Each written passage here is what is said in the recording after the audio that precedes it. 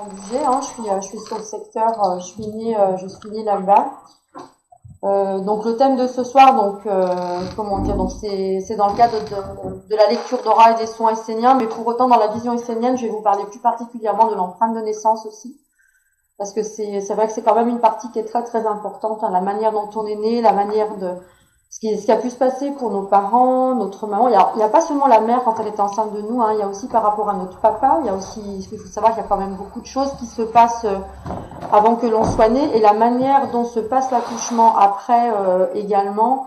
En fait, il y a énormément d'informations qui vont en fin de compte diriger notre vie après. Enfin, diriger, c'est peut-être pas le mot juste, mais on va dire qu'ils vont impacter et qui font qu'on va avoir des réactions, des types de comportements spécifiques en fin de compte par rapport à cette naissance.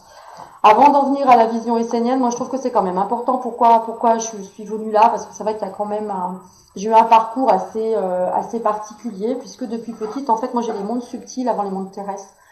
J'ai des perceptions subtiles depuis petite. Le prana, les sons, etc. C'est quelque chose que j'ai vu depuis tout. Enfin, je n'ai pas le souvenir de ne pas les avoir eus dans ma vie.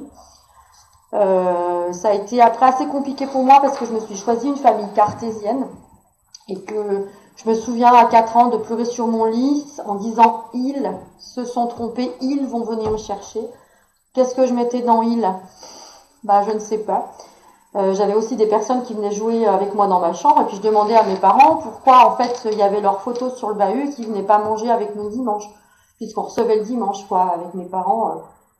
Qui me font comprendre que c'est mes grands-parents qui sont de l'autre côté quoi, donc une famille croyante avec Jésus de l'autre côté et qui peuvent pas. Et moi je dis mais ils jouent avec moi dans ma chambre et pourquoi ils sont pas là? Donc c'est vrai qu'en tout cas moi j'ai beaucoup demandé à mon père plutôt qu'à ma mère petite, mais pour lui ça a été 4 ans c'est tout petit quoi, mais j'ai compris qu'il y avait quelque chose.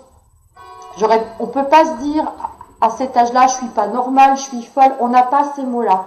Et on ressent un malaise, on sent voilà, il y a quelque chose qui va pas, de dire quoi, comment, imaginer c'est tout pitchoun à cet âge-là, donc c'est quand même compliqué quoi. Et puis après plus tard d'être à l'école et d'être complètement paumé puisque j'entends comment dire beaucoup de choses, j'entends comment dire je vois en fin de compte des personnes qui sont à côté des maîtres et des maîtresses, je vais voir en fin de compte au niveau des auras des choses qui se passent, je vais entendre et puis tout d'un coup la maîtresse qui se met devant moi en disant bah qu'est-ce que je viens de dire. Et c'est vrai que je suis passée à côté de ma scolarité quoi, avec toujours des grandes incompréhensions. Et lorsque on a souvent aussi des amis quoi, heureusement hein, quand on est petit, et quand je lui demandais mais est-ce qu'elle percevait pas quelque chose quand même, il n'y a pas des choses que tu vois, que tu entends. Et j'avais toujours ces mêmes visages avec des yeux ronds comme des soucoupes. Donc qu'est-ce qui s'est passé à ce moment-là? Encore une fois, là je devais avoir 8-9 ans, je me disais pas que j'étais folle, mais en tout cas ce que j'avais compris c'est que j'étais pas comme tout le monde. Il y avait des choses qui se passaient pour moi qui n'étaient pas comme tout le monde. Et là ça a quand même été souffrant pour moi puisque petit à petit j'ai commencé à me fermer, on va dire, vis-à-vis des autres quoi hein. Et puis c'est vrai que j'ai pu entendre vous savez des ricanements, après c'est la bizarre etc. Donc qu'est-ce qui se passe c'est qu'on ferme quoi hein. Je veux dire on se fait un petit peu sa bulle. Et en fait ça me ramène à mes 16 ans où un soir en fait en internat, chose qu'on ne devrait jamais faire, vous savez le jeu du Ouija, vous devez connaître. J'étais la personne qui avait le doigt sur le verre quoi, et le verre a explosé contre le mur. J'ai vraiment eu très très peur. Et donc toutes les filles qui étaient donc dans la salle avec moi me disent bah ça va c'est bon, on sait que c'est toi, t'as fait partir le verre. Moi depuis des années je savais que de toute façon ça servait à rien que j'explique parce que je serais pas crue, donc je dis oui et puis voilà. Et en fait une femme, une jeune femme qui se trouvait dans la salle, elle fait partir tout le monde. On avait fait le Ouija dans sa chambre et cette femme était d'origine gitane et en fait m'explique mais tu sais que t'es médium, tu sais que tu vois plein de choses. Et moi, cette fois, c'est moi qui ai les yeux comme ça, quoi. Et médium, j'entends, pour autant, ça veut dire quoi? C'est quoi? Je connais pas, j'ai entendu ce mot, mais je pourrais pas le décrire. Et là, ça a été pour moi extraordinaire, puisqu'elle m'a fait venir dans sa famille où sa mère et sa grand-mère m'ont expliqué des choses. Et là, pour la première fois de ma vie, pour moi, c'était c'est bon. Enfin, c'est pas moi qui déraille. Enfin, il y a quelque chose. Mais pour autant, comme je n'avais pas de transmission, donc c'est vrai que ça restera quelque chose qui me restera toujours dans mon cœur. Mais pour autant, ok, alors je vois, j'entends, il y a des auras, etc. Ok, les auras, c'est elles qui m'ont expliqué ce que c'était, mais ok, j'ai tout plein de perceptions, mais maintenant j'en fais quoi de tout ça? Et c'est vrai qu'après, bah, vu que quand je me retournais, il y avait personne, en fait, j'avais cette information-là, mais du coup, j'en ai fait quoi? Bah, j'en ai rien fait du tout. Alors, suite après, c'est vrai que bah, quand comment dire, j'ai rencontré mon mari, j'ai eu mes enfants, enfin, je veux dire, il y a eu tout un, comment dire, un cycle, enfin, le tourbillon de la vie, quoi, tout simplement, qui fait qu'après, je pensais plus trop à ça, j'avais des intuitions très fortes. Il y avait toujours des choses que je ressentais très fortement en moi, toujours des voix que j'entendais, mais sans trop comprendre pourquoi. Et c'est vrai qu'après, ça a été, il a fallu que je fasse une dépression, quoi. C'est-à-dire que je me rendais compte, j'ai dit, bah, je vais faire maman, hein, vu que je suis nulle dans la société, je suis bonne qu'à pas grand-chose, donc ça c'est à côté de ma scolarité, etc. Donc je vais faire maman. Puis je me suis très vite rendu compte que, ok, mes enfants, quand ils commençaient à grandir, ils commençaient, on les met à l'école, etc. En fait, ils m'appartiennent pas, quoi. Je veux dire, et puis quand ils vont partir, moi, je deviens quoi là-dedans? Donc il y avait déjà comment dire, se rendre compte que autant je les aime, autant ils font totalement partie de ma vie, ils sont tellement importants pour moi, mais moi, je veux pas me retrouver à un moment donné. En fait, mais qu'est-ce que je fous sur Terre, quoi? Je veux dire, à un moment, c'est qu'est-ce que je fous là, avec ce sentiment d'être nul. Je veux dire, après, on a tous nos casseroles, hein. Je veux dire, j'ai été battue par mon frère, violée 4 mois d'août de suite par un oncle en Espagne. Et c'est vrai que tout ça, comment dire, c'était enfoui en moi. J'avais beaucoup de colère, notamment vis-à-vis des hommes, mon père qui me protège pas, enfin, mon mari, il y avait un petit peu de jalousie, donc tout ça, c'était comme un miasme, en tout cas, c'était un petit peu embrouillé, il y avait beaucoup de choses qui se passaient, et pour autant, je me rendais, enfin, je sentais qu'il y avait une éternelle insatisfaction, une profonde tristesse qui était toujours présente en moi, et je dirais un sentiment d'être inutile, enfin, de dire que ça sert à quoi cette vie, je sers à quoi quand mes enfants seront plus là, je vais faire quoi? Et en fait, j'ai eu une amie qui est décédée dans un accident de voiture. Et en fait, ça a été un élément déclencheur, puisqu'à ce moment-là, j'ai fait vraiment une dépression. Et c'est à ce moment-là qu'une femme est venue me voir. J'étais dans une réunion dans le cadre de l'allaitement maternel, aussi un autre point de ma vie qui a été important, et qui m'a dit, mais est-ce que tu connais le Reiki? Et c'est là que j'ai pu avoir un soin Reiki. Donc ça a été vraiment la porte d'entrée, je dirais. Il y a vraiment une seconde naissance qui s'est passée là. Me rendre compte que j'avais des capacités subtiles. Il y avait beaucoup de choses qui se passaient dans mes mains. Et puis l'impression de renaître, quoi. C'était tout un pan finalement que j'avais déjà en mémoire. Mais j'avais l'impression d'être, oui, de renaître en fait. Hein. Tout ce que j'apprenais, j'avais l'impression de le savoir. Et pour autant, c'était la première fois que je l'entendais. Enfin, il y a eu vraiment comment dire, une ouverture à ce moment-là. Et puis, suite au Reiki, en fait, ça a été une amie qui me dit, mais écoute, va apprendre, tu parles des auras, etc. Il y a quand même Anne Givaudan qui fait ses formations. Bon, bah, c'était en Dordogne. Et là, pour moi, ça a été vraiment, je suis encore émue quand j'en parle, mais pas que je pleure par elle. Mais quand j'ai rééquilibré un chakra pour la première fois, j'ai éclaté en sanglots et j'ai dit à Anne, mais ça, c'est moi. Ça, je sais. Ça, je comprends, quoi. Les lectures d'aura, de voir tout ce que je voyais, une personne qui me donne un enseignement par rapport à ce que je vois. Et là, pour moi, j'avais l'impression comme si des pièces de puzzle se mettaient en place. Et vraiment, au fond de moi, non pas que j'aime pas mon mari et mes enfants, ça n'a rien à voir. Mais je dis, mais alors attends, là, si je suis sur Terre, c'est ça. C'est pour ça. Pour moi, ça a été vraiment là, comment dire, de comprendre que ces soins esséniens, ces lectures d'aura, c'était vraiment quelque chose qui faisait partie de moi jusqu'à ce qu'Anne Givaudan me dise, mais oui, dans une vie antérieure, tu as été essénienne. Donc en fait, tu reviens à ce que tu es. Et j'ai envie de dire presque, on va dire au niveau de ma vie propre, quoi. J'ai l'impression que j'ai pu naître vraiment. Enfin, je suis retournée plutôt à la maison, on va dire à mes 36 ans, quoi.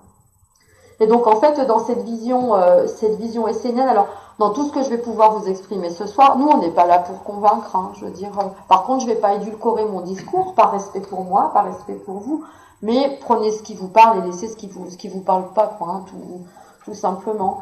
Mais c'est vrai que dans cette vision essénienne, donc il y a le principe de la réincarnation qui est là. Bon, moi, les vies défilent depuis que je suis petite. Hein, je peux voir justement chez les personnes des vies antérieures qui défilent spontanément, même quand une personne, je peux être en grande surface, là, bon, je fais mes courses et je me retourne et il y a une vie antérieure qui défile, donc souvent je bloque parce que j'ai pas interféré, c'est pas une demande de la personne, donc on apprend tout ça, je dirais, à bloquer pour être dans le respect de l'intimité de l'autre, quoi, hein, je veux dire heureusement d'ailleurs, mais il y a beaucoup d'informations qui défilent, et qu'en fin de compte, par rapport à cette vision-là, imaginez que quelques mois avant votre incarnation, l'être avant de s'incarner va aller à la rencontre de ses parents, non pas les parents incarnés, mais la partie d'eux qui fait partie de leur âme, quoi, hein, je veux dire. Et là, qu'est-ce qui se passe? C'est que l'être va demander autant à son père et à sa mère, d'une, s'il l'accepte en tant qu'être, et de deux, si on va être accepté, soit en tant que fille ou en tant que garçon. Et ce qu'il faut comprendre, c'est que sans ce oui des trois âmes, la mère ne peut pas tomber enceinte. Donc imaginez ce que ça représente. Si je sais que je n'ai pas été un enfant désiré, si je suis née de viol, si je suis née donc par accident, si moi je sais que je suis une femme mais j'aurais dû être un garçon, ou je suis un garçon et puis, alors c'est souvent les mamans, hein, ça arrive pour les papas mais j'aurais dû être une fille. Puis l'être, qu'est-ce qui va se dire en fait quand la mère va tomber enceinte?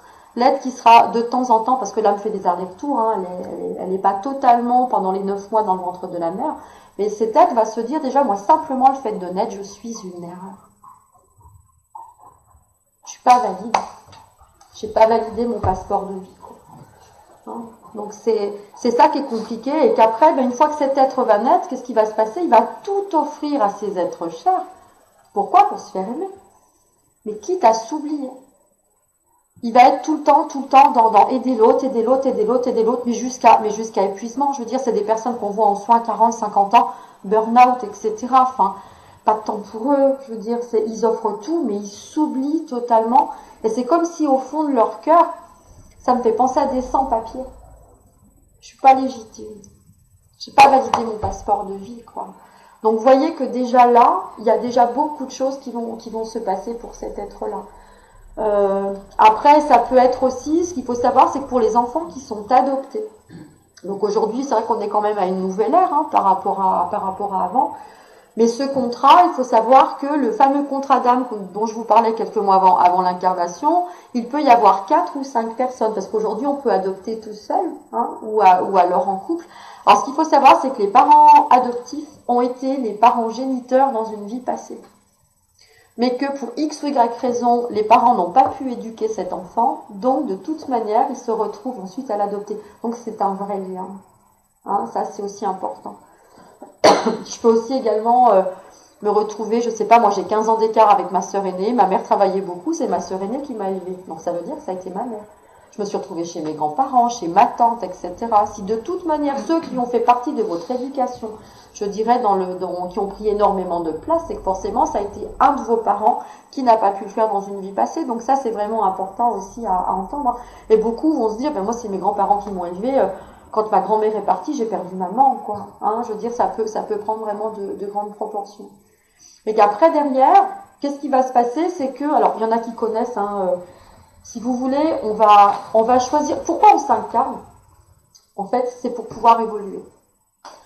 Une incarnation, pour qu'il y ait évolution, ça passe par une incarnation terrestre. De l'autre côté, on comprend, mais il faut savoir qu'on n'évoluera pas. On peut faire un travail par rapport à d'autres choses qui nous dépassent aujourd'hui. Dans les mondes de l'âme, il y a beaucoup de choses qu'on ne comprend pas encore. C'est aussi, c'est vrai que je peux peut-être choquer des gens, hein, mais que moi, par rapport à qui voient facilement ce qui se passe de l'autre côté, il faut savoir que tout ce qui se passe en haut se passe en bas. Et quand on peut dire aussi qu'il y a des naissances de l'autre côté, il y en a pour qui c'est pas possible, quoi. Je veux dire, on s'incarne, ok, il y a une naissance ici, mais des naissances de l'autre côté, non, ça n'existe pas. Mais qu'il y en a, par exemple, qui ont même perdu un enfant assez jeune et qui se retrouvent, peut-être qu'ils sont grands-parents qui sont sur Terre, l'enfant est de l'autre côté, peut-être qu'ils viennent d'être grands-parents, ils ne le savent pas, mais je veux dire, tout est possible, quoi. Mais ça passe vraiment par une incarnation. Si je veux évoluer, la Terre, qu'est-ce qui se passe? C'est une planète école. Et qu'en fin de compte, on va venir par rapport à quoi? On va venir déjà par rapport à des blessures. Donc il y a les 5 blessures de Lise Bourbeau, il y en a peut-être qui connaissent, hein, entre le rejet, l'abandon, l'humiliation, la trahison, l'injustice. Et ensuite, c'est le gros travail qu'on va faire en essénien. On va venir par rapport à des formes pensées. Donc forme pensée, qu'est-ce que c'est? En fait, ça va être une croyance qui va être associée justement à mon histoire liée à mes parents, ma fratrie. Donc quand je vous donnais l'exemple justement que j'ai peut-être pas été un enfant désiré, si l'enfant justement va penser simplement le fait de naître je suis une erreur, ça c'est une forme pensée. Et que cette aide va en avoir à peu près 4 principales dans sa vie. Ça va être, comment dire, après c'est tout ce qu'on va pouvoir voir aussi des modèles parentaux, quoi. Je sais pas si j'ai entendu ma grand-mère et j'ai entendu ma tante, et puis, oui, bah, les hommes c'est tous des salauds, par exemple. Si une petite fille entend ça, donc les adultes pour elle ce sont des référents, eux savent. Donc si j'entends ça, ça veut dire que dans la vie, les hommes, c'est ça. Qu'est-ce qui va se passer? Cette croyance va se cristalliser, va venir au niveau cellulaire. Et qu'est-ce qui va se passer après l'âge de 7 ans? Elle va s'attirer toutes les personnes et les situations qui vont donner raison à cette forme pensée. Et qu'est-ce qu'elle va s'attirer comme type d'homme? Des salauds, forcément. C'est pour ça que c'est très important aussi de comprendre notre histoire. Imaginez un petit garçon qui a, comment dire, qui a besoin d'être rassuré, qui a besoin de sécurité. Et puis, il a besoin de quoi quand il est petit? Ben, des bras de maman. Ce qu'il a besoin, c'est ça, c'est de maman, quoi. Se sentir dans ses bras, se sentir aimé, sécurisé. Et maman, elle est froide, elle est autoritaire. Puis quand je veux qu'elle me prenne dans ses bras, ben, en fin de compte, je suis quoi? Ben, je suis rejetée, quoi. Hein? Et là, je peux me sentir vraiment, ce sera pas forcément de l'abandon. Ça peut être de l'abandon, mais ça peut être aussi, ben, en fait, elle m'aime pas. Je suis pas importante pour elle. Et puis plus tard, bah, qu'est-ce qui va se passer? C'est qu'il va avoir l'institutrice, ce petit bonhomme-là, qui va être super autoritaire. Puis après, bah, ça va être la prof au collège, au lycée. Et puis plus tard, il va se trouver un emploi. Puis qu'est-ce qui va se passer? Il va tomber sur une chef complètement autoritaire, qui est froide, qui est rigide. Et en fin de compte, toutes les personnes qu'on va en fin de compte s'attirer dans notre vie, en fin de compte, que l'on pourrait considérer comme nos ennemis, mais en fait, ce sont nos guides pour nous faire comprendre. Hein, cette chef autoritaire, ça voudrait dire à cet homme, t'as vu là, t'as pas réglé avec ta mère. Va régler ce que t'as pas réglé avec ta mère. Toutes les personnes qui nous font qu'on pense qu'ils nous font du mal, je veux dire toutes les situations qu'on a du mal à vivre, elles sont forcément en lien avec notre enfance et avec ce que l'on n'a pas réglé. Hein, c'est pour ça que notre vie, elle est vraiment le reflet de nos pensées. Si je donne encore un autre exemple, mes parents ne font que se disputer. En fait, ils s'étripent, quoi. Et si par exemple je ressens une insécurité, le retour que je peux avoir par exemple en soins, quand je leur demande finalement pour l'être qu'ils étaient à 7 ans, c'était quoi la famille? Si quelqu'un me répond c'est la guerre, et en fait souvent le couple qu'ils ont reproduit plus tard, c'était la même chose. Moi, si je vois, par exemple, aujourd'hui, j'ai eu la chance d'avoir un papa qui a aidé beaucoup ma mère dans la vaisselle, etc. Je veux dire, il est né en 42, pour autant, il aidait ma mère. Je veux dire, ça, je l'ai toujours vu. Comme par hasard, je me suis trouvé un mari qui m'aide. Vous voyez ce que je veux dire? C'est comme si, pour moi, quand on dit, bah, dis donc, t'as de la chance, je reviens pas, bah, c'est pas chez moi que j'ai ça, etc. Mais déjà, quand je vais me rendre compte dans le modèle familial que j'avais, ils se disputaient, comme on dit, ils se sont toujours disputés d'ailleurs, hein, le jour où ils disputeront plus, c'est que ça n'ira plus, mais comment dire, il y avait quand même de l'amour et de la bienveillance, et que derrière, mon père a toujours aidé ma mère, et forcément, pour moi, ça fait partie de quelque chose qui est normal, donc forcément, je vais m'attirer aussi ce type d'homme, quoi. Mon père était jaloux, je me suis attiré quoi? Un homme jaloux. Vous voyez, ça va vraiment très très loin, c'est-à-dire qu'on ne se rend pas compte qu'on va faire des répétitions, et que ça veut dire que tant qu'on va pas régler, déjà comprendre notre histoire, parce que je vous assure que c'est pas simple. Une forme pensée, c'est pas si simple que ça de la décoder, quoi. Hein. Donc on en a à peu près 4 principales, il y en a encore, des secondaires. Et après, c'est pas forcément avec les parents. Ça peut être aussi, une maîtresse qui s'en prend à moi, qui dit que je comprends rien à rien.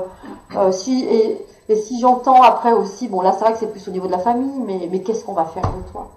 Mais c'est pas possible, tu rates tout ce que tu touches, quoi. Hein, je veux dire, mais tu vois pas que tu rates tout, mais arrête, quoi. Oh non, prends pas ce verre, tu vas encore nous casser. Enfin, vous voyez que après ça va enfermer la personne. Je me souviens aussi de quelqu'un qui était venu en soins. Ses frères et sœurs, en fait, c'était une femme.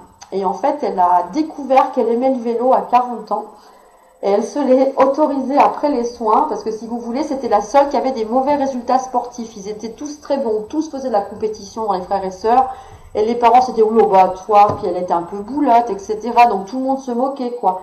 Et on l'avait mis dans la case, tu n'es pas sportif, ça sert à rien que tu fasses du sport, de toute façon tu n'y arrives pas, ça sert à rien, quoi, t'es vraiment pas doué là-dedans. Mais elle s'est enfermée, quoi, elle s'est vraiment enfermée là. Et quand elle a fait le protocole de soins SNA, elle a dit, mais en fait j'ai toujours rêvé de faire du vélo, je me suis jamais autorisée. Et aujourd'hui elle fait des compètes, quoi. Je veux dire, on l'avait tellement mis dans cette, comment dire, dans cette case elle a même pas pu imaginer une seconde que même adulte, elle aurait été en capacité de pouvoir le faire. Donc c'est ça aussi, hein, je veux dire que c'est important de savoir dans quoi on m'enferme, qu'est-ce que je pense de moi par rapport à mon enfance, quelles sont mes réelles croyances, et parfois ça peut aller assez loin. Et là, quand on va aller faire une lecture d'aura, qu'est-ce qui se passe? On va déjà voir au niveau physique, en fait, ce qui se passe pour la personne. Alors, c'est vrai qu'en essénien comme en Reiki, hein, je sais que ça peut être l'inverse pour d'autres pratiques énergétiques, peu importe, ça reste juste. Pour nous, le côté droit, c'est le côté des hommes de notre vie, et le côté gauche, c'est le côté des femmes.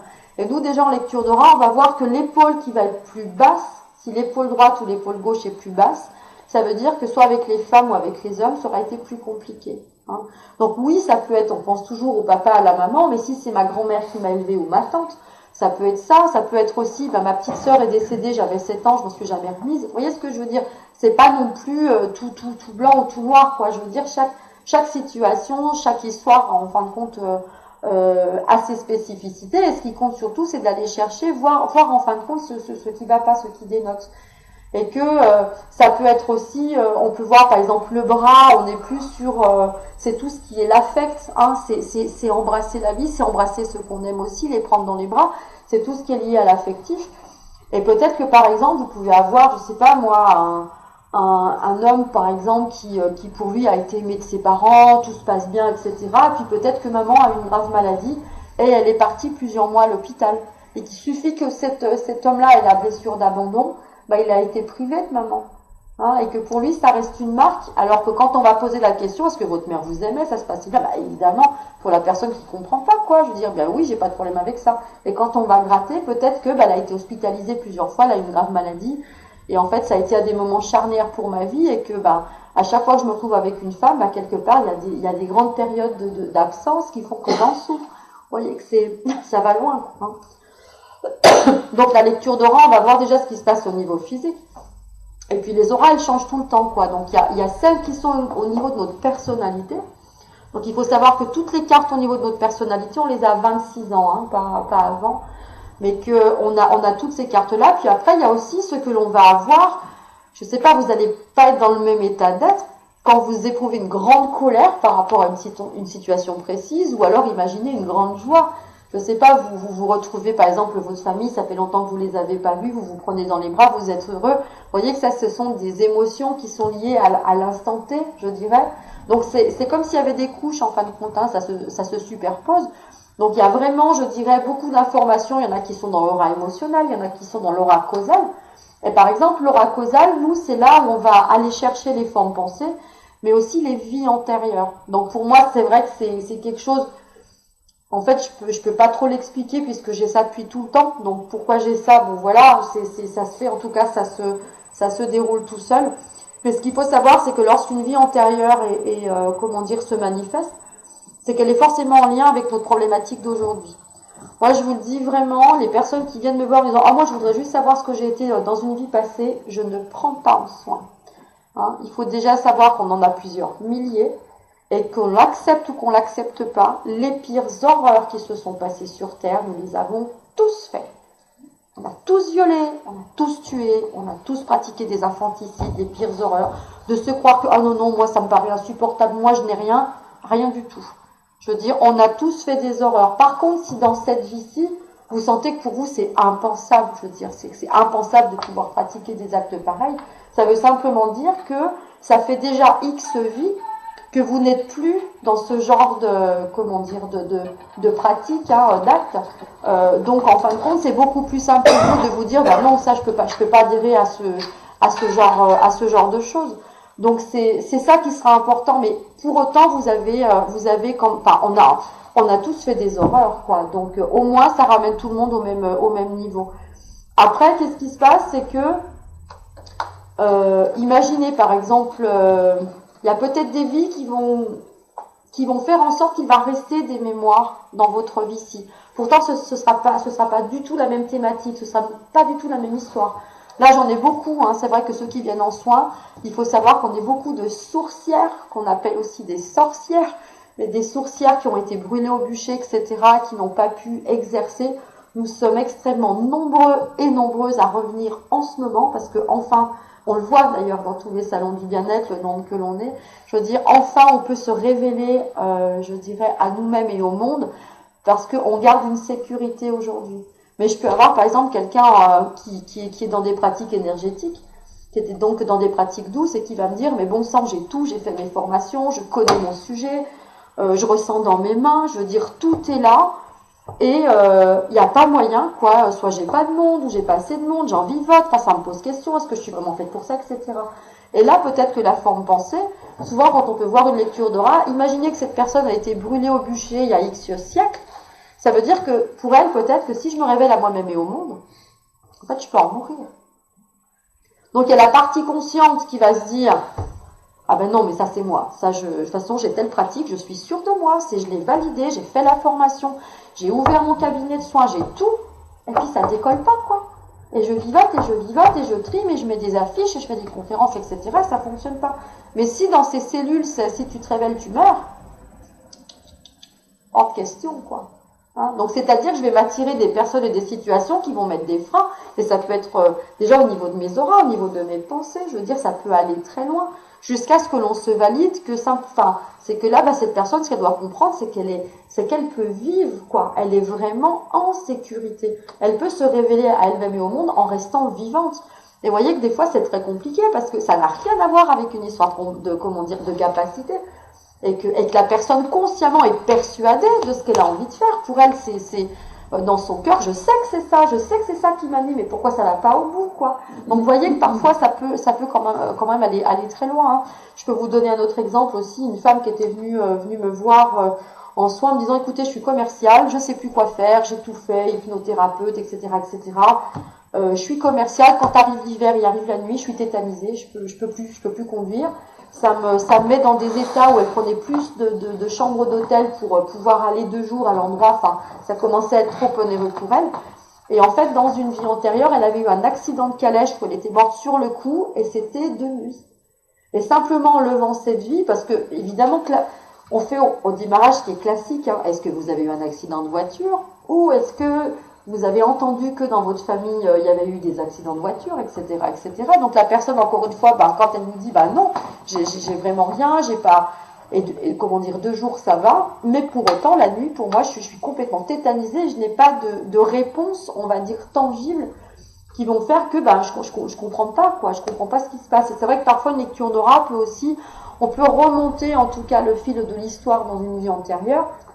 Et simplement ça, avec le travail ensuite sur les mémoires cellulaires qu'on va faire en soins, puis une reprogrammation cellulaire que va faire la personne, à ce moment-là, on va pouvoir justement interagir, là-dessus.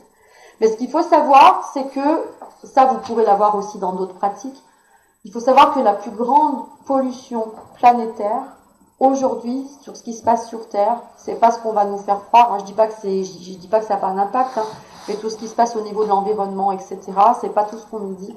La plus grande pollution sur Terre, c'est le fait que l'être humain ne s'aime pas. Et ça, faut vraiment l'entendre. On craint les pires ennemis extérieurs, nous sommes les pires ennemis. Et là, surtout quand on va se coucher aussi, le petit vélo, et j'ai trop, et j'ai pas assez. Et qu'est-ce que j'ai été sévère avec mon gamin. Oh, puis là, j'ai été reprise par mon chef, j'ai pas été fichue de remplir correctement le papier, et ta truc, et pourquoi, et ça c'est en boucle. Et ce que je veux dire par là, c'est qu'on arrive quand même, nous sommes nos plus grands autodestructeurs. Et qu'il va falloir quand même que l'on apprenne à s'aimer. Et s'aimer, ça veut pas dire j'aime mes qualités. C'est facile, ça. Hein. S'aimer, c'est dans son entier. Aimer son corps. Combien je vais avoir, vous avez vu mon nez, non, puis je fais 1m49, quoi. Puis d'autres, non, mais je fais 2m02, non, mais là, c'est bon. Hein. Et ça peut être ma couleur de peau, puis ça peut être moche, et puis vous avez vu mes pieds, et puis ci, et puis ça, et puis truc, puis c'est sans fin, quoi. Mais je veux dire, et puis après, c'est aussi au niveau, quand on avance dans l'âge. Mais c'est une torture que s'infligent les gens aujourd'hui. Moi, j'ai jamais vu ça. Alors, les jeunes, maintenant, on arrive à l'ère quand même, j'ai des adolescents en soins, où on arrive aussi à l'homme-objet, c'est nouveau, ça fait une dizaine d'années. Hein. Si on n'est pas maigre et on voit pas les os ressortir de partout, ça va pas. Je vois pas ce qu'il y a de bien là-dedans. Donc des problèmes déjà nutritionnels, donc on va sur de l'anorexie, de la boulimie. Je veux dire, c'est quand même aberrant. On a beau leur dire que les photos sont retouchées, etc. Les mannequins, vous avez vu, ça ressemble à on dirait qu'elles sortent d'un camp de concentration, c'est pas possible. Et alors si on fait pas la gueule, ça va pas. Hein. Dans les défilés, surtout pas sourire, on sait jamais. Enfin, je veux dire, on est quand même dans dans quelque chose qui me semble aberrant. Des garçons aujourd'hui qui veulent être maigres pour être bien, il y a que le paraître. Et puis quand on bascule après la quarantaine, mais alors ça y est, une ride, un ventre, etc. Vous avez vu mes cuisses, la cellulite, le truc, et puis c'est parti. Et en fin de compte, on ne se valide pas non plus. Donc déjà, je parle autant aux hommes qu'aux femmes, quoi. Bon, là, je vais plus parler du cercle de femmes ce soir aussi, mais il faut savoir que chez les Celtes, vous imaginez un cercle, et en fin de compte, vous allez faire une croix, dire au centre de ce cercle. Donc il faut savoir, nous les femmes, la différence par rapport aux hommes, c'est que nous sommes cycliques pour nous. Hein. Nous fonctionnons par cycle, chose que n'ont pas les hommes. Hein. Et que de notre naissance à la période, on a donc le premier quart qui va être de notre naissance à la période prépubère. Ensuite, ce sera la femme du moment où elle aura ses lunes juste avant d'avoir un enfant. Le troisième, c'est quand elle va devenir mère jusqu'à avant la ménopause. Et ensuite, c'est le dernier quart, c'est lorsqu'elle sera en période de ménopause jusqu'au départ de l'autre côté. Alors, ouvrez bien vos oreilles, mais il faut savoir que le dernier quart, une femme est dans sa toute puissance féminine. Nous sommes dans notre toute puissance et par rapport à l'homme, c'est pareil, il est vraiment aussi dans sa toute puissance. Ça fonctionne un petit peu autrement que nous, parce que vous n'êtes pas cyclique, mais la femme n'a plus à s'occuper de ses petits. Elle a du temps pour elle. Donc elle est dans sa toute puissance sexuelle. Hein, on n'entend pas ça. Hein. Nos rites, c'est notre histoire. C'est vraiment ce qui nous constitue. Et ça fait partie de notre beauté. Hein, et que je dirais que c'est à ce moment-là qu'on peut vraiment s'épanouir, quoi. Donc vous voyez que c'est pas ce qu'on va nous raconter hein, avec leur crème anti-âge. Vous imaginez que vos rites, c'est votre vie, et on va être anti votre vie. Je veux dire, à un moment donné, faut arrêter, quoi. Je veux dire, on s'auto-flagelle parce qu'on n'accepte pas les cycles qui nous sont proposés dans notre vie, qui est absolument formidable. Vous imaginez injurier une fleur parce qu'elle commence à, je dirais, les pétales ne se positionnent plus exactement pareil, etc. Mais c'est quand même impensable, quoi. Et c'est comme si on va lutter contre depuis petit ce que l'on est. Hein? On a des cycles quand on est une femme, on va prendre des pilules qui sont anti-ovulation. C'est toujours anti ce qui nous constitue. Comment voulez-vous qu'on soit bien dans notre peau? Je veux dire, ça fonctionne pas. Et moi, ce que j'ai envie de vous dire, mais révélez-vous dans votre beauté, dans ce que vous incarnez, mais par rapport mais tel que vous êtes, quoi. Et aux hommes, c'est exactement la même chose. Je veux dire, on peut vraiment tout s'offrir, je dirais, à cette période-là, et qu'il est grand temps, justement, qu'on arrête de s'autocritiquer, de se flageller. Et déjà d'une, hein, mais même si je suis ronde, je veux dire, si je suis mec, peu importe, je suis mince, très bien, ok, mais je veux dire déjà d'une, aimez-vous, aimez votre corps, aimez ce que vous incarnez, parce que c'est le plus beau cadeau que vous pouvez vous offrir. Et là, je parle pas de narcissisme, je parle de bon sens. C'est vraiment du bon sens. Vous pouvez très bien avoir à la limite, pourquoi pas, une femme ou un homme qui va faire partie, qui va être classé dans ce qu'il y a d'extraordinaire par rapport aux critères de beauté d'aujourd'hui. Puis il peut être fade et ne pas être heureux. Vous pouvez avoir quelqu'un qui ne correspond pas aux critères et pour autant elle rayonne, vous la trouvez belle, quoi, vous le trouvez beau. Je veux dire, c'est par rapport à ce qui se passe à l'intérieur de nous. Et je pense qu'on a vraiment une responsabilité, c'est d'oser être ce que l'on incarne, avoir cette légitimité, sans se prendre pour qui que ce soit. Je veux dire, on n'est pas au-dessus de qui que ce soit, mais on n'est pas en dessous non plus de qui que ce soit. Hein, ça, c'est quand même important, quoi. Et si je reprends ma légitimité, si je valide, moi, ce passeport de vie, hein, c'est là que je me respecte. Et si je me respecte, c'est là que je m'aime. Hein, et que soyons quand même fiers de ce que nous sommes, et qu'on puisse vraiment rayonner, et que dans vos têtes, soyez vos meilleurs amis. Parce que c'est ça qui est important, et qu'on a le droit à l'erreur. Parce que malgré ce qu'on veut vous faire penser dans cette société, et ce depuis que vous êtes à la maternelle, hein, vous vous rappelez, c'était bien, j'ai eu faux, j'ai eu juste, etc. On vous demande à dire bonjour, à dire merci, on nous formate, quoi. Qui vous a dit, c'est quoi vos rêves? À un enfant, on va lui dire quoi? Qu'est-ce que tu vas faire plus tard? Et de lui dire, qui es-tu? C'est quoi qui te constitue? Tu as quelle personnalité? Et c'est quoi tes rêves? Vous l'entendez souvent, ça? Par contre, c'est ce que tu vas faire. On n'est que dans le faire. Et le faire, il nourrit pas. Ça nourrit pas, quoi. Et puis, ouais, j'ai bien briqué ma maison, j'ai bien fait ci. Alors, très bien, je veux dire, si on se sent bien, etc. Mais jusqu'à l'épuisement, ça sert à quoi? Et puis, on voit qu'après, de toute manière, si on ne s'aime pas, il y aura toujours une insatisfaction profonde, quoi. Et que vraiment, la plus grande pollution terrestre, elle est là, c'est le fait qu'on ne s'aime pas. Donc, ce sera ça, réapprenez à vous aimer et surtout être doux avec vous-même, quoi. Un enfant, il fait des erreurs et pour autant, quand on va voir un petit, quand il va commencer à marcher, s'il trébuche, quand il commence à faire ses premiers pas, s'il retombe sur ses fesses, on sait très bien qu'à un moment donné, il va se relever puis il va continuer. Et c'est pareil pour votre vie. Vous êtes trompé, ok? Qu'est-ce que vous avez appris de de cet événement? Donc au final, vous avez compris que ça, il faudra plus que je le refasse parce que c'est comme ça que ça fonctionne. Donc c'est une leçon de vie. Alors pourquoi se sentir mal? Pourquoi se flageller? Pourquoi toujours s'en mettre plein le dos, quoi? Je veux dire, en fait, il n'y a pas d'échec, il n'y a pas de réussite. Hein, mais il n'y a que des propositions de l'âme afin de s'élever. Hein, ça, c'est vraiment important. Et que de toute façon, par rapport à ces fameuses formes pensées, il va y avoir justement des multiplications d'âges. C'est pour ça que nous, quand on reçoit quelqu'un en soi, on va diviser les âges par rapport à un événement précis. On va faire des divisions d'âges pour voir justement quels sont les liens avec la personne qui va ramener forcément à l'enfance. Mais que derrière, je dois vraiment comprendre que tant que je cristallise autour d'une forme pensée quelque chose, je vais de toute manière vivre des événements à répétition.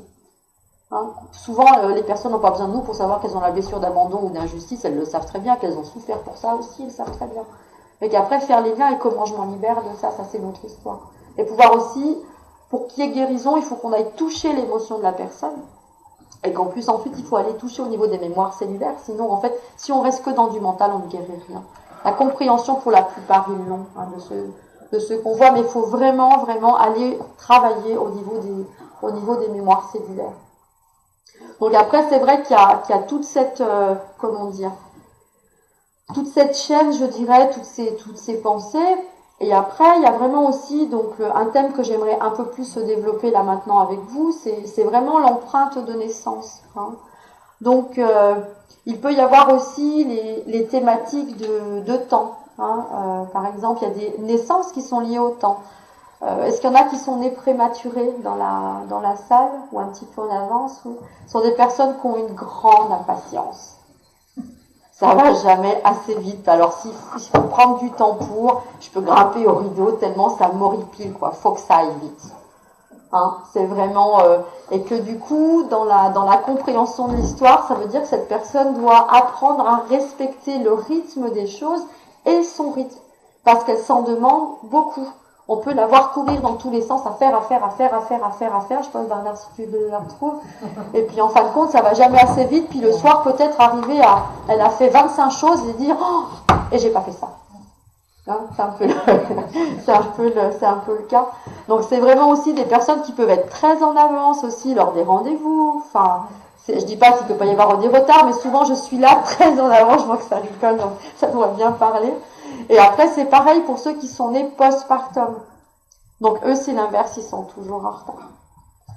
Hein, donc, il suffit que justement la naissance, j'aurais dû naître 2 jours, hein, peut-être que 2 jours plus tôt, ça peut aussi jouer. Hein. Et c'est en gros, là, faut que j'y aille, quoi, j'ai plus le choix. C'est une personne qui aura du mal à se mettre en mouvement, qui va attendre la dernière minute pour pouvoir réunir ce qu'elle doit faire, quoi, et pour pouvoir s'y mettre. Hein, ça, c'est pas mal quand on a des enfants comme ça en tant que parent, puis qu'il y a des examens. On est ravis. Hein. De voir juste 3 Bristol la semaine avant le bac, c'est pas mal aussi. Donc, c'est toujours des gens qui ont vraiment des personnes qui ont vraiment du mal à se mettre en mouvement, qui ont des problématiques de temps.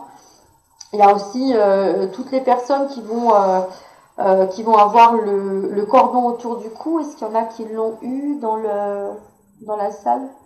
Alors, les cordons autour du cou, il faut savoir, c'est un suicide raté. Hein. Je ne veux pas naître. Hein. Souvent, si ça fait un tour ou un tour et demi. Alors, il faut savoir que la dernière incarnation, souvent, elle a été extrêmement violente. La manière, en plus, dont est décédée la personne, ça a été très violent. Donc, pour eux, C'est comme s'ils pensent qu'ils vont revivre exactement la même chose, donc ce sera trop compliqué, quoi. Hein. Ils ont souvent beaucoup de colère aussi. Et en fait, au lieu d'être dans le mental, en fait, on va les amener à penser avec leur cœur et exprimer leurs sentiments. Et souvent, ils ont aussi besoin d'artistique, quoi, remettre du beau, parce que c'est comme si la vie, c'est l'horreur. Hein, et ils ont un grand besoin. Enfin, s'ils sont en lien avec la notion de beauté, c'est quelque chose vraiment qui peut leur faire du bien. Alors que ce soit par les sons, hein, écouter vraiment une musique qui les apaise, pourquoi pas de l'opéra, etc. Ça peut être aussi dessiner, sculpter, enfin, mais tout ce qui est en lien avec la notion de beauté, pour remettre du beau sur la vie terrestre, hein, là, ce sera vraiment important. Il y a aussi des enfants pansements, en fait, hein, c'est ceux qui seront nés après une fausse couche ou, par exemple, un petit frère ou une petite sœur, soit qui a eu quelques jours de vie ou alors qui est décédé, bon ben, est-ce qu'il y en a qui se retrouvent là? L'enfant pansement, en fait, lui, ce qu'il a l'impression, ça, c'est de manière inconsciente et c'est quand il est petit, c'est quand tu étais petite. Hein. Maman, elle m'aime pour l'autre, elle m'aime pas pour moi. Et ça aurait pas dû être moi. Donc en fait, je suis pas valide, je suis pas légitime. C'est comme en fait, je suis une erreur, quoi. En fait, ça aurait pas dû être moi. Donc des personnes qui s'excusent aussi beaucoup, pardon, je suis désolée, excusez-moi, enfin, qui sont tout le temps en train de s'excuser finalement d'être eux-mêmes et qui n'ont pas de légitimité. Et il faut savoir que souvent, il y a une grande tristesse qui est associée à ces naissances. C'est une tristesse qu'elle attend depuis petite. Hein, je sais pas si tu te reconnais. Donc après, en fin de compte, c'est vraiment prendre conscience que cette croyance, elle est erronée. Hein, c'est-à-dire qu'en fin de compte, c'était vraiment toi et que s'il y a eu, c'était une fausse couche pour toi. 3 heures, il a vécu. 3 heures, il a vécu, mais tu étais la même âme. J'ai fait quoi? La même âme. Ça veut dire que cet enfant, c'était déjà toi. D'accord. Ouais. Donc tu es vraiment là pour toi, quoi. Donc ça, c'est aussi à comprendre. Hein. Les enfants nés par siège, en fait, c'est le retour en arrière. Finalement, je voulais m'incarner, mais en fait, je veux plus et je veux remonter, quoi. J'ai pas envie. Hein. Donc, ça va dire, en fait, ils vont se dire, la vie, elle est tellement difficile que si je reviens, ce sera encore plus difficile. Et en fait, j'ai pas envie. Hein. Je préfère retourner d'où je viens. Et en fin de compte, qu'est-ce qui se passe? Eh ben, ils vont se rendre la vie plus difficile. Puisque de toute manière, c'est ce qu'ils ont décrété dès la naissance. Tant qu'à faire, on va se mettre plein d'embûches, comme ça va me donner raison, quoi. Hein, je veux dire, on est quand même parfait pour les souffrances, nous. Hein. Donc en fait, ils doivent aussi apprendre ces enfants à demander de l'aide. Hein. Les accouchements faciles aussi. Hein. Il y en a qui ont entendu, oh bah toi, ça a été comme une lettre à la poste. Eh ben là aussi, on se dit, ah non, mais la vie, c'est pas si simple, c'est pas possible. Eh ben, je vais me créer des embûches. Hein, parce que je pense que c'est pas possible que ça se passe si simplement. C'est le mot simple, ça va pas, donc il faut mieux porter sa croix. Hein, comme ça me semble plus logique.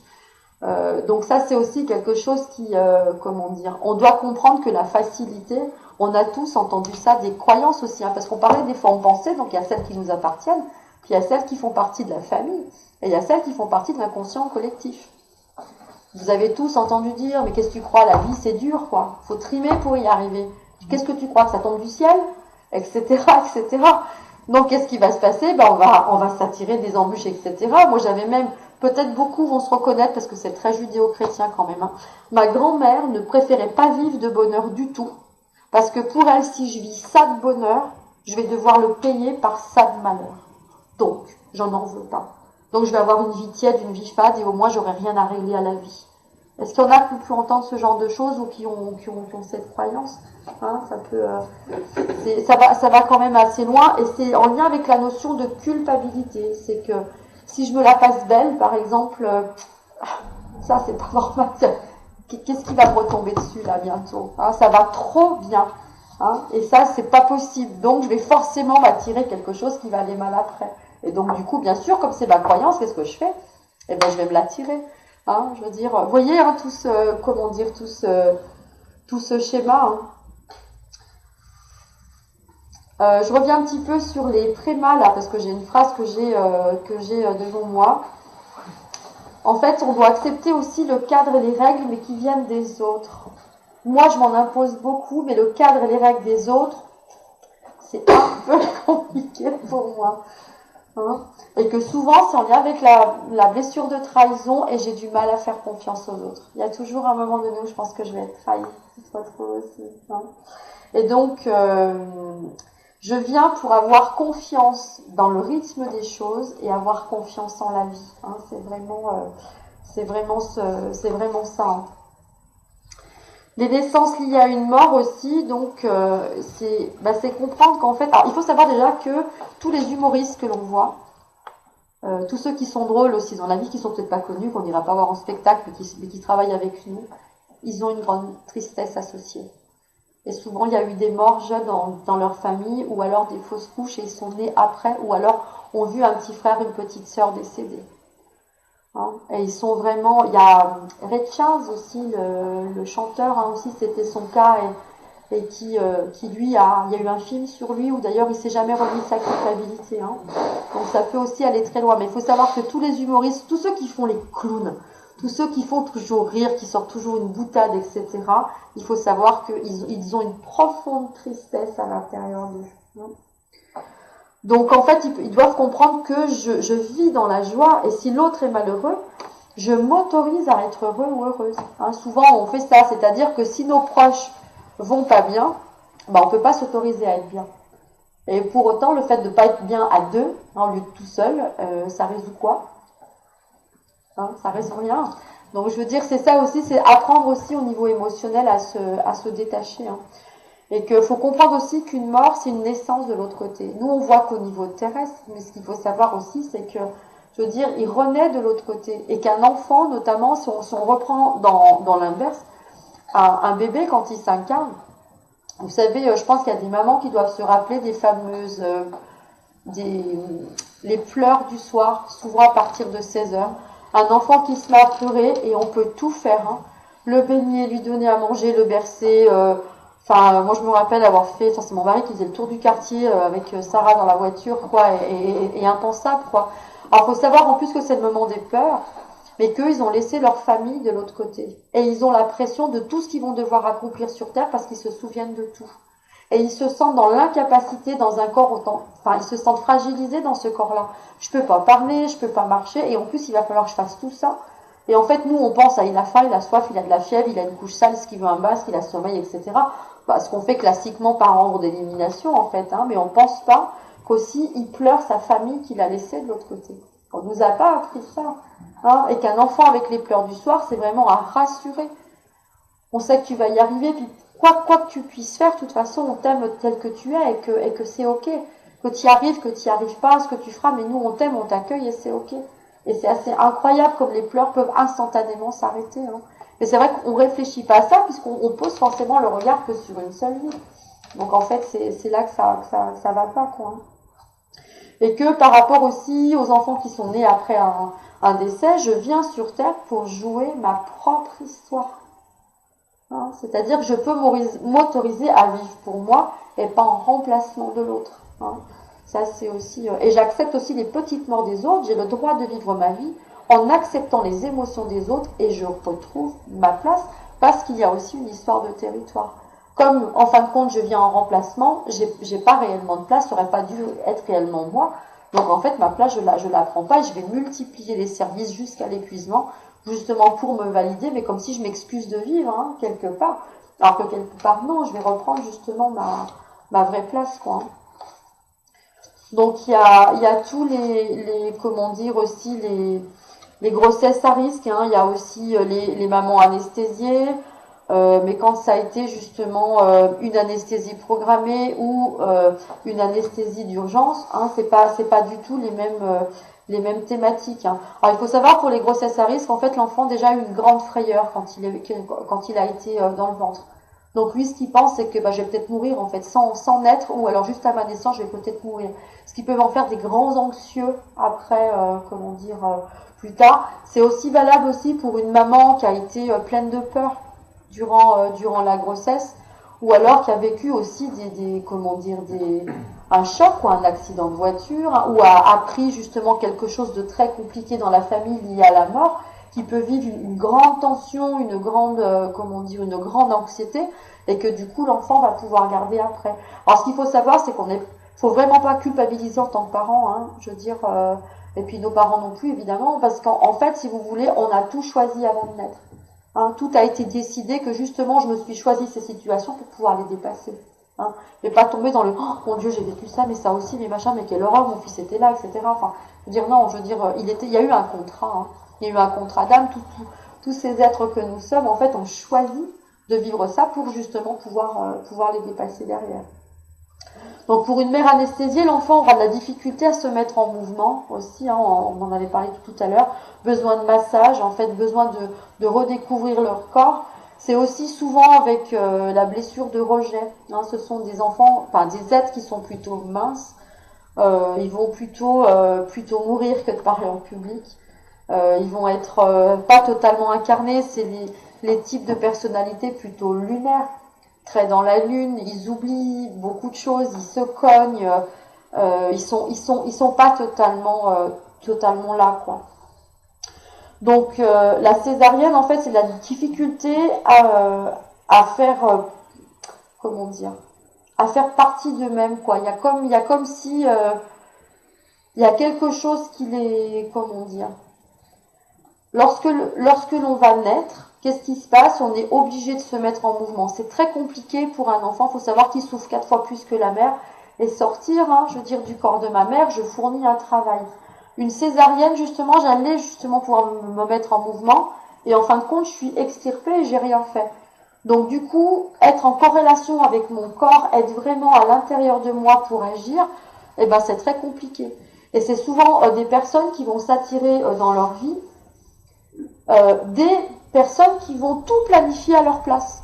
Et ça les insupporte, quoi. C'est comme s'ils pouvaient décider de rien. Et que ce soit au travail, et que ce soit avec mes parents, et plus tard avec mon conjoint, ma conjointe.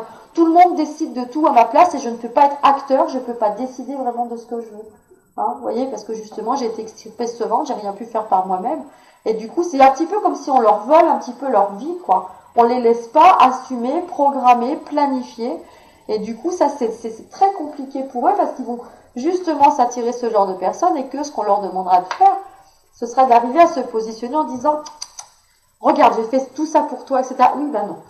Et on dit, mais non, mais regarde, c'est quand même extraordinaire. Bah, peut-être, mais je ferai autrement, je ferai pour moi. Et ça, pour eux, c'est très dur. Hein. Donc, pour la mère anesthésiée, en fin de compte, il peut aussi y avoir des problèmes d'alimentation quand il y a une péridurale, etc. Alors, ça ne veut pas dire que toutes les mères qui ont été anesthésiées auront des enfants qui auront des problèmes avec la nutrition. Hein. Mais je veux dire, ils ne sont pas totalement là. Aussi beaucoup de jeunes d'aujourd'hui, comment dire, qui fument des joints, etc. Quand il y a quelque chose qui est important, ils n'étaient pas totalement présents, ils étaient plutôt anesthésiés, quoi. Et ils vont quelque part retrouver ça. Hein, ils vont se faire un trip, ils vont se faire, etc. Enfin, tous les mots qu'ils peuvent dire, mais beaucoup des enfants d'aujourd'hui ont une péridurale. Alors encore une fois, c'est pas parce que j'ai une péridurale que mon enfant va se droguer. Enfin, je veux dire, voilà, mais ils ont le besoin de survoler un petit peu les choses, quoi. Ils sont pas totalement présents dans leur vie. Donc voilà pour un petit peu pour les grossesses à risque. Alors pour les enfants, comment dire, je vais parler en fin de compte des enfants non désirés. Alors le non désiré total, lui c'est assez compliqué parce qu'il pense de toute façon qu'il a rien à faire ici et il va s'auto-saboter. Il va jamais être présent. En fait, c'est souvent des personnes qui pensent qu'elles ne méritent pas de vivre. Et c'est lié en fin de compte à la blessure d'humiliation qui vont vraiment s'auto-saboter leur bonheur. Je ne suis rien et je ne mérite rien. Hein, ça peut aller très très loin.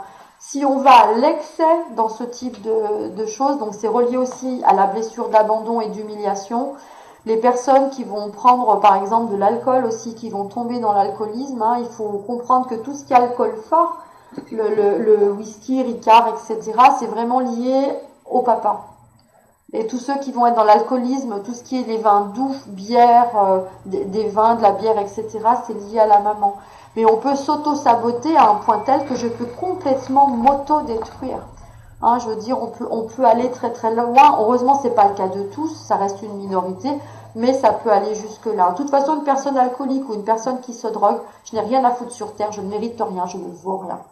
Ils ont zéro estime d'eux-mêmes. Ceux qui vont se faire un cancer du côlon aussi, c'est des enfants parfois qui n'ont pas été attendus. Et c'est 100% la notion d'exclusion, soit à la famille, soit au groupe, soit à l'entreprise, à l'association.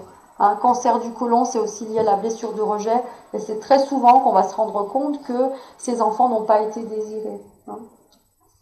Et donc, pour l'enfant, quand il sera petit, il aura un grand sentiment de trahison. Il va vraiment penser que l'adulte, lui, il est peu fiable, quoi. On peut pas vraiment leur faire confiance. Et ils vont être vraiment victimes au niveau de leur cœur. Donc, ce qu'il faut comprendre, c'est qu'il faut qu'ils lâchent, je sais pas si vous connaissez le triangle dramatique. Hein, il y a victime, bourreau et sauveur. Il faut qu'ils sortent du triangle et qu'ils deviennent acteurs de leur vie. Hein, il faut le quitter, ce rôle de victime. Et ça, c'est pas simple. Hein, je veux dire, quand j'ai toujours fonctionné comme ça. Hein. Donc, ils viennent travailler quoi, tous ces enfants qui n'ont pas été désirés ou pas dans le sexe désiré? Ils viennent travailler leur puissance dans ce qu'ils incarnent en tant qu'homme ou en tant que femme. Et la notion de volonté. Et donc là, la forme pensée qui est vraiment planétaire, ça va être, j'ai le droit d'être sur Terre, de vivre et de m'exprimer.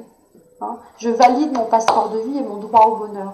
Et c'est la prendre, cette légitimité. Parce qu'il faut bien comprendre que malgré toutes les histoires que vous avez pu vivre, en blessure, en fond de pensée, c'est jamais les autres qui feront le travail à votre place. Jamais. Et c'est jamais l'autre qui vous rendra heureux, et encore moins qui vous appartient, hein, notamment dans la notion du couple. C'est vous. Hein, c'est à vous d'aller vous le chercher, c'est à vous d'aller vous nourrir, parce qu'il y a cette grande illusion que voilà, c'est très facile de dire que c'est la faute à Rousseau, je me positionne en tant que victime, et c'est mon mari qui me fait souffrir, et c'est ma femme qui me fait souffrir, et c'est mon gamin, et c'est ma mère, et c'est ma soeur, et c'est le voisin, et tatata. Problème de voisinage, problème de territoire, blessure de rejet. J'ai rien à faire sur Terre, souvent je vais m'attirer des problèmes avec les voisins. Les femmes, il y en a peut-être qui vont se reconnaître, infection urinaire, qui peut aller jusqu'à la cystite, et pourquoi pas la pyélonéphrite. Hein, je veux dire, quand je ne me sens pas justement dans mon territoire, quand je ne ressens pas ma place, ça peut aussi se traduire comme ça. Les femmes en font plus, les hommes en font quand même aussi. Hein, je veux dire, c'est aussi fréquent. Donc après, c'est aussi, tous ceux qui ne sont pas désirés, ils vivent quelque part une insécurité. Hein. C'est vrai que j'ai été finalement, vu qu'en fin de compte, j'aurais pas dû être là, j'ai beau avoir un foyer, un toit sur ma tête, des jolis draps, etc., je peux sentir une profonde insécurité en moi. Hein. Donc ça peut être aussi un lien, quoi. Et donc, le non désiré total, c'est ça, il prend pas sa place du tout. Hein. Donc c'est vraiment ça qui vient travailler. Et en fin de compte, c'est souvent des personnes aussi, alors pour celles qui quand même arrivent à capter cette volonté, c'est souvent ce que l'on dit nous d'excellence second. C'est-à-dire qu'il va y avoir un leader, parfois aussi dans l'entreprise, mais qui vont travailler ces gens-là énormément. Ils vont fournir une capacité de travail hallucinante. Ils vont toujours rester dans l'ombre, comme s'ils ne pouvaient pas s'autoriser de se mettre en avant, mais vont travailler énormément et que tout soit parfait. Ils ne s'autorisent aucune erreur. Ce sont des perfectionnistes. Hein, et la capacité de travail, vous savez, souvent quand vous entendez l'expression c'est mon bras droit, hein, ce fameux bras droit, c'est ça, hein, c'est des personnes qui se mettent au service pour les autres, que ce soit dans le travail, au niveau de l'associatif, au niveau familial, etc., qui fournissent énormément, justement pour prouver que, vous avez vu, hein, quand même, c'est pas mal que ce soit sur Terre, quoi. Mais pour autant, c'est à eux de se le dire. Hein. Donc après, je dirais qu'on va aussi parler d'un sujet dont on parle moins, qui est moins connu, mais là c'est l'enfant vraiment qui a été désiré et dans le sexe désiré. Donc ça c'est l'enfant quoi. Je dirais que c'est pour les hommes, c'est des gens qui ont de l'assurance, enfin ils ont une aura particulière, on sent qu'ils ont une voix qui porte quoi. Quand ils rentrent quelque part ou s'ils parlent, tout le monde sauter, enfin on sent qu'il y a quelque chose qui est vraiment présent. Pour les femmes, moi, je pense vraiment à Marilyn Monroe, qui pour moi a été, elles ont une voix douce, sensuelle, elles sont vraiment l'incarnation de la féminité, extrêmement féminine. Et en fait, pour ces personnes-là, souvent, c'est des personnes qui, quand elles sont en société, l'entourage, c'est très difficile de supporter ces gens-là, parce que c'est des gros moi. Et moi, j'ai fait ci, et moi, j'ai fait ça. Vous avez vu, moi, ce que j'ai accompli, nanana. Et ils prennent toute la place, et moi. Et ceux qui sont à côté se disent, mais qu'est-ce que c'est, parce que j'en ai un peu jusque-là. Je pense qu'il y en a qu'on ont tous croisé. Alors, ce qu'il faut savoir, c'est qu'ils n'ont aucune confiance en eux. Pourquoi? Parce que j'ai la charge de toutes les projections de mes deux parents. Je dois être 100% conforme à la projection de mes deux parents. Donc je n'ai aucune liberté. Aucune. Et quand je suis petit, moi j'ai eu une bonne note, hein, moi j'ai bien débarrassé la table, moi j'ai bien fait mon lit, etc., etc. Validez-moi dans ce que vous avez voulu que je sois. Et comme c'est de l'inconscient, quand cette personne va aller ensuite en cours et puis après avoir à travailler dans la société, ce fameux moi, il veut être validé par vous pour être sûr qu'il est bien conforme. Alors on pourrait se dire c'est fou parce que franchement c'est pas ce qu'il dégage, on sent qu'au contraire il est plutôt habitué à vivre la vie que j'ai. Donc vous voyez que là bon je vais pas tout vous énumérer, mais ce que je veux dire dans tous ces classements au niveau de la naissance, vous voyez qu'à chaque fois quelque part on finit toujours par souffrir de quelque chose, quoi, qu'on soit désiré, pas désiré, etc. Mais que quelque part c'est quoi qu'on a vraiment à valider à l'intérieur de nous, ben, c'est en fin de compte notre droit au bonheur. Et qu'on doit justement s'aimer tel que l'on est. Tout ce que l'on incarne en tant qu'homme, en tant que femme, en fait, c'est ça qu'on doit vraiment valider à l'intérieur de nous, notre droit au bonheur, justement de nous regarder dans nos réelles capacités, que quelquefois, bah, nos défauts peuvent aussi être une force. Hein, et que après, derrière, c'est aussi ça, c'est que par rapport à toutes les difficultés que vous avez pu vivre avec votre famille, dans les drames que vous avez vécus, etc., n'oubliez pas quand même que par rapport à toute votre histoire, ce que vous avez vécu, bah, vous avez développé des capacités pour pouvoir rester debout. Vous êtes allé puiser dans vos forces pour pouvoir justement dépasser ça, pour pouvoir vivre ça, quoi. Donc on est beaucoup plus puissant que ce que l'on pense. Hein, et que c'est ça, c'est vraiment apprenez à vous aimer, apprenez à vous accueillir, apprenez à vous offrir toute la douceur que vous méritez, parce que le but c'est ça, c'est vraiment ce que l'on mérite, quoi. Faites de votre vie un chef-d'œuvre. Rien de moins. Vraiment un chef-d'œuvre. Et je vous remercie et je vous souhaite une belle vie.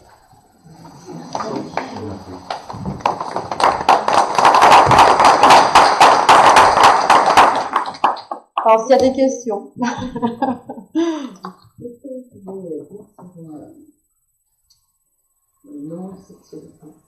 Alors, l'homosexualité, elle est en lien avec la relation à papa ou la non-relation à papa, de toute manière, qu'elle soit féminine ou masculine, hein, ça n'a pas d'importance. Alors, ce qu'il faut savoir quand même, c'est que, bon, je pense que maintenant, ça y est, dans la société, je pense qu'il y en a qui commencent à comprendre, quoi. On ne devient pas homosexuel, hein. On est homosexuel, c'est quelque chose qui a été en fin de compte décidé avant la naissance, comme la bisexualité, hein, aussi tout ce qui est, on commence aussi un peu plus à en parler, transgenre, etc.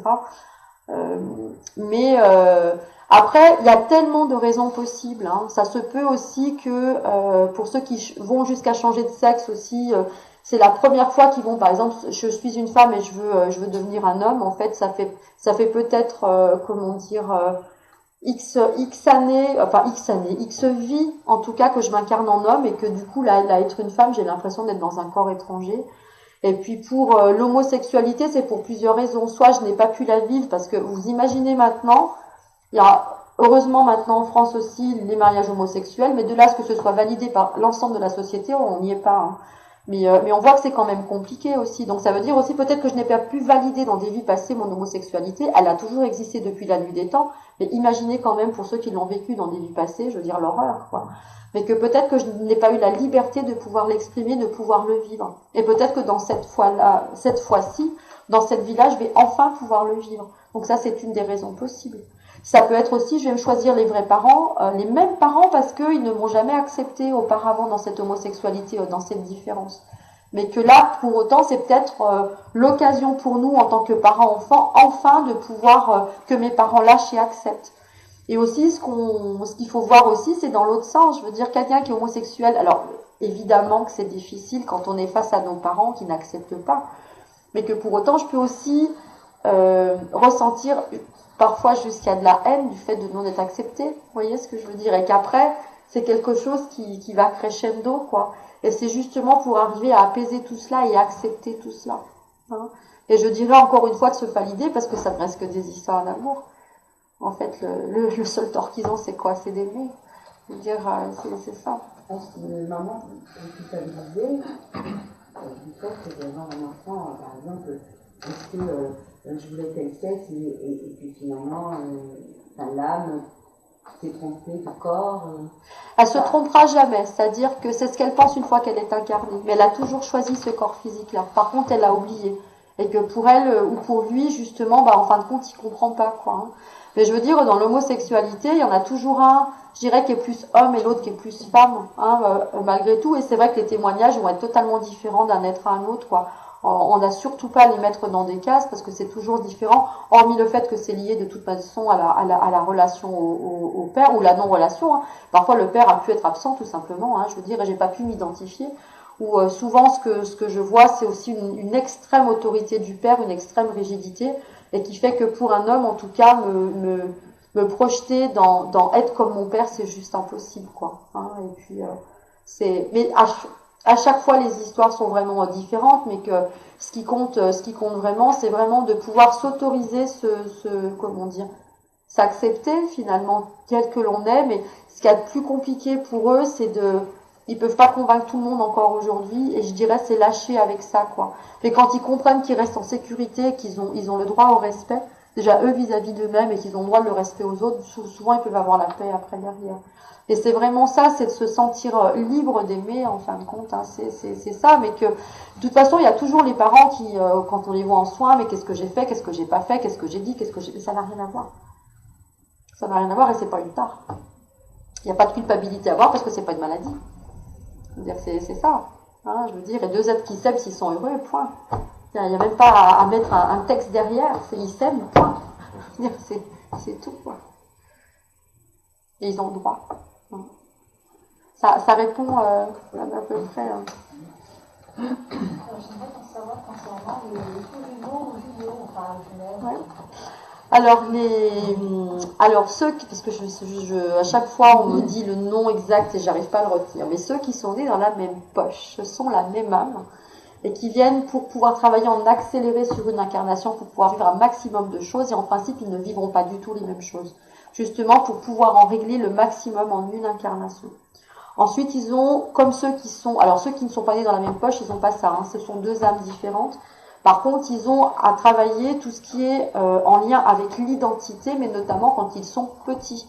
Hein, c'est pour ça d'ailleurs que c'est important de les séparer dans les classes, qu'ils aient des anniversaires quand ils les font chez eux, mais pas la même date, hein, qu'ils puissent chacun avoir leur date d'anniversaire, même dans la famille, pas invités en même temps, même si c'est plus compliqué pour les parents, ça fait plus de frais aussi, mais parce qu'ils ont vraiment cette notion, ça doit pas être, parce qu'on les nomme comme identité une, quoi. Hein, je veux dire les jumeaux, hein, mais comme si ils incarnaient une seule identité, et que non, justement, c'est important de les appeler par leur prénom. Ils viennent apprendre aussi la notion de territoire, la notion de place, et d'arrêter d'être comparés, parce que qu'est-ce qu'on va faire sans arrêt? Ah bah lui, il est comme si, bah alors son frère, pas du tout. Alors on le fait déjà dans une fratrie, mais je veux dire que eux, c'est quand même beaucoup plus élevé, mais qu'ils ont à apprendre à vivre aussi leur propre histoire par rapport à ce qu'ils incarnent.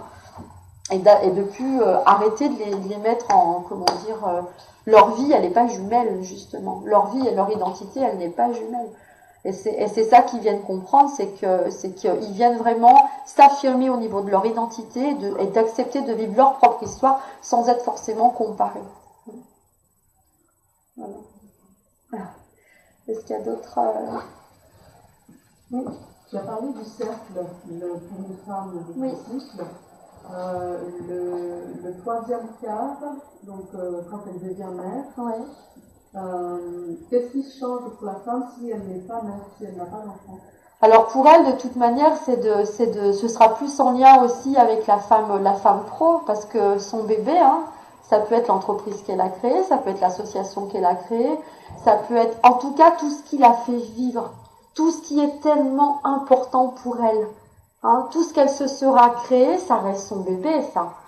Ça peut être aussi son foyer, sa maison, la décoration, ça peut être...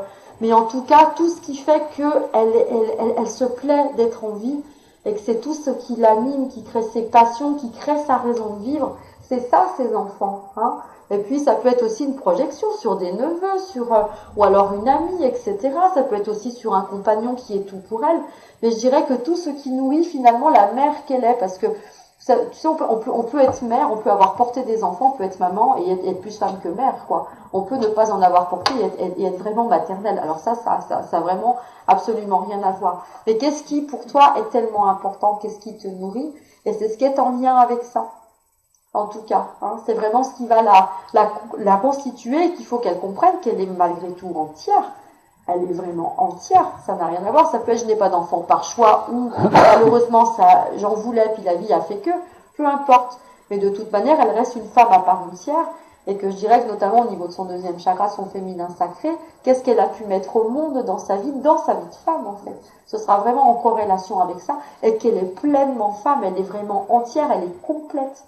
Hein, et ça c'est vraiment important, c'est vraiment le lotus quoi qui s'ouvre aussi quoi, je veux dire comme une autre. Hein, et ça c'est bien, et de pas se sentir amputée de quelque chose. Je suis une femme à part entière quoi. Hein, et j'ai mes bébés donc il faut voir lesquels, mais c'est ça. Est-ce qu'il y a d'autres Et vous disiez tout à l'heure qu'un bébé se rappelait ses vies antérieures. C'est son contrat d'âme, c'est l'âme qui se souvient de tout ce qu'elle a été depuis la création. Mais l'être, quand il est de l'autre côté, avant de s'incarner, quand il est en lien avec ses guides, il va pas se souvenir de tout à ce moment-là. Il est déjà dans la préparation de ce qu'il devait faire. Il a déjà contacté ses parents avant que ses parents s'incarnent en tant qu'âme.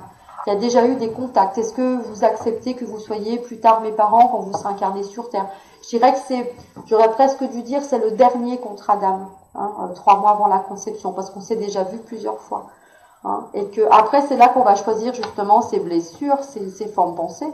Et puis il faut savoir peut-être que les rôles aussi ont peut-être changé. Parce qu'on va avoir une famille d'âmes, qu'on va avoir pendant X vies, et puis après on va en changer. Peut-être que votre mère, ça a été votre frère. Et puis peut-être que votre papa, ça a été votre petite fille. Avant, vous voyez ce que je veux dire, c'est vraiment des rôles qui sont... moi je vois ma fille aînée Sarah, j'ai passé mon temps à la remettre à sa place. Et puis quand elle a grandi, alors elle m'a fait un complexe de Deep jusqu'à très tard. Et quand je rentrais, je partais à la semaine justement par rapport à l'entreprise, je rentrais à la maison, enlève tes chaussures, mets pas ça là, ah bah tu vas pas manger là, tu vas me faire des miettes. Je dis oh, la maîtresse de maison, c'est un peu moi quoi. Et j'avais toujours l'impression qu'il fallait que je la remette à son rôle de fille. Parce qu'elle me volait un petit peu mon rôle, quoi. Et quand on m'a dit, ta fille a été ta maman dans une autre vie, je ne serais pas douté. Donc, c'est vraiment ça, c'est que parfois il y a des choses, les complexes d'Oedipe aussi, c'est ça, hein, ça veut dire que mon papa, c'était mon amoureux avant, mais peut-être qu'elle avait été un garçon, puis papa c'était la fille, hein, je veux dire, ça va aussi dans les deux sens. Mais les complexes d'Oedipe, c'est quand même un peu ça, quoi.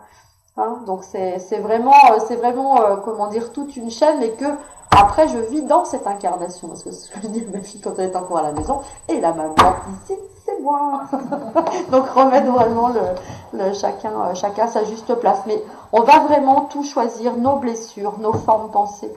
Alors, je veux dire, c'est que pour moi, ça a été très compliqué. Quand j'ai été battue pendant 15 ans, quoi. Les viols 4 mois d'août de suite, je me dis, mais comment moi, de 8 à 12 ans, je vais choisir un truc pareil? Moi, la première fois que j'ai lu Lise Bourbeau, le livre, il a fini contre le mur. Je dis, on arrête les conneries, quoi. Dire que moi, je décide ça consciemment, c'est pas possible, c'est pas pensable. Et qu'après, j'étais en train de m'étouffer dans ma colère. Et qu'à un moment donné, quand j'ai eu mes premières lectures d'aura, notamment avec un Givonant, il m'a dit, mais tu sais, Isabelle, fais comme tu veux, mais celle qui souffre, celle qui vit dans sa colère, c'est pas ton oncle, c'est pas ton frère, c'est toi. Et là, si tu continues, tu vas tout droit. Et à un cancer du sein, cancer d'utérus. Quand elle dit, t'as le droit. Continue dans ta colère, tu as le droit. Mais tant que tu n'arrives pas au pardon, tu ne pourras pas. Et pour moi, c'était pas pensable parce que je demandais qu'il me demande pardon. Elle me dit, alors ça veut dire quoi? Ça veut dire que s'ils te demandent jamais pardon, tu leur laisses ton pouvoir sur ta vie. Tu préfères mourir d'un cancer et puis leur donner le pouvoir. Que si tu prends la décision de leur pardonner, même s'ils ne te pardonnent pas, là c'est toi qui as les rênes. Et qui est-ce qui souffrira plus? C'est moi. Alors ça s'est pas fait comme ça, j'ai mis 4 ans. Hein. J'ai déjà accepté 2 ans quand même. Hein. D'accepter que j'avais choisi ça, ça a été très compliqué en tout cas pour ma part, mais peu importe, ce qui compte c'est d'y arriver à un moment donné. Mais de dire aussi, et ce qui est plus difficile à entendre, c'est que si j'ai été battue par mon frère, c'est que je l'ai battu pendant 15 ans dans une autre vie. Et que si j'ai été violée par mon oncle, c'est que j'ai violé mon oncle dans une autre vie. Et ça, on est un peu comme le chien avec les oreilles qui se baissent, on se ratatine, mais c'est facile. Hein, de dire que c'est toujours la faute à l'autre, quoi. Mais après, je me suis dit, bon, ok, si je règle une dette karmique, ok. Mais c'est pas simple. Hein. Et je dirais que ça a été vraiment, pour moi, c'était ça, c'est-à-dire que, attendu en tant que garçon, en plus, etc., plutôt yang, etc., mais je suis vraiment venue sur Terre pour pardonner aux hommes. Et qu'en fait, on n'a plus à se faire la guerre homme-femme. Hein. Et ça, je le dis vraiment en conférence ce soir avec une grande sérénité, et puis quand j'ai mon mari qui m'enquisine parce qu'il n'a pas fait exactement ce que j'aurais voulu que ce soit, je vous assure que j'ai pas la même voix. Je sais là, c'est pas encore là, mais je dirais qu'en tout cas je prends ce chemin-là. Et d'ailleurs je ne voulais pas de garçon, et j'ai eu j'ai eu 4 enfants, mais 3 qui sont restés en vie, dont Nicolas, et je sais que Nicolas il est venu pour que il est venu pour que je puisse comprendre que c'est chouette quand même d'être un garçon, quoi. Hein. Donc je sens que ça se tricote petit à petit. Je veux dire, je suis en train vraiment de le comprendre, quoi.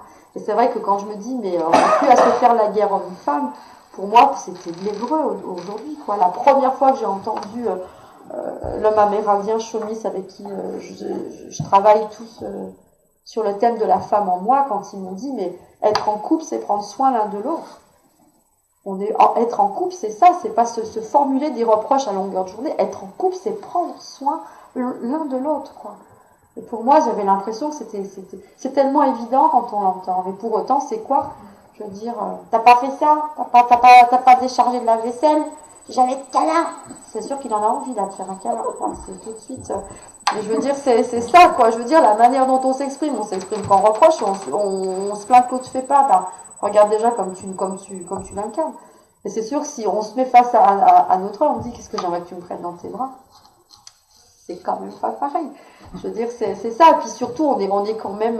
Moi, je trouve que chez les humains, c'est quand même génial quand j'ai commencé toute la psychologie alternative.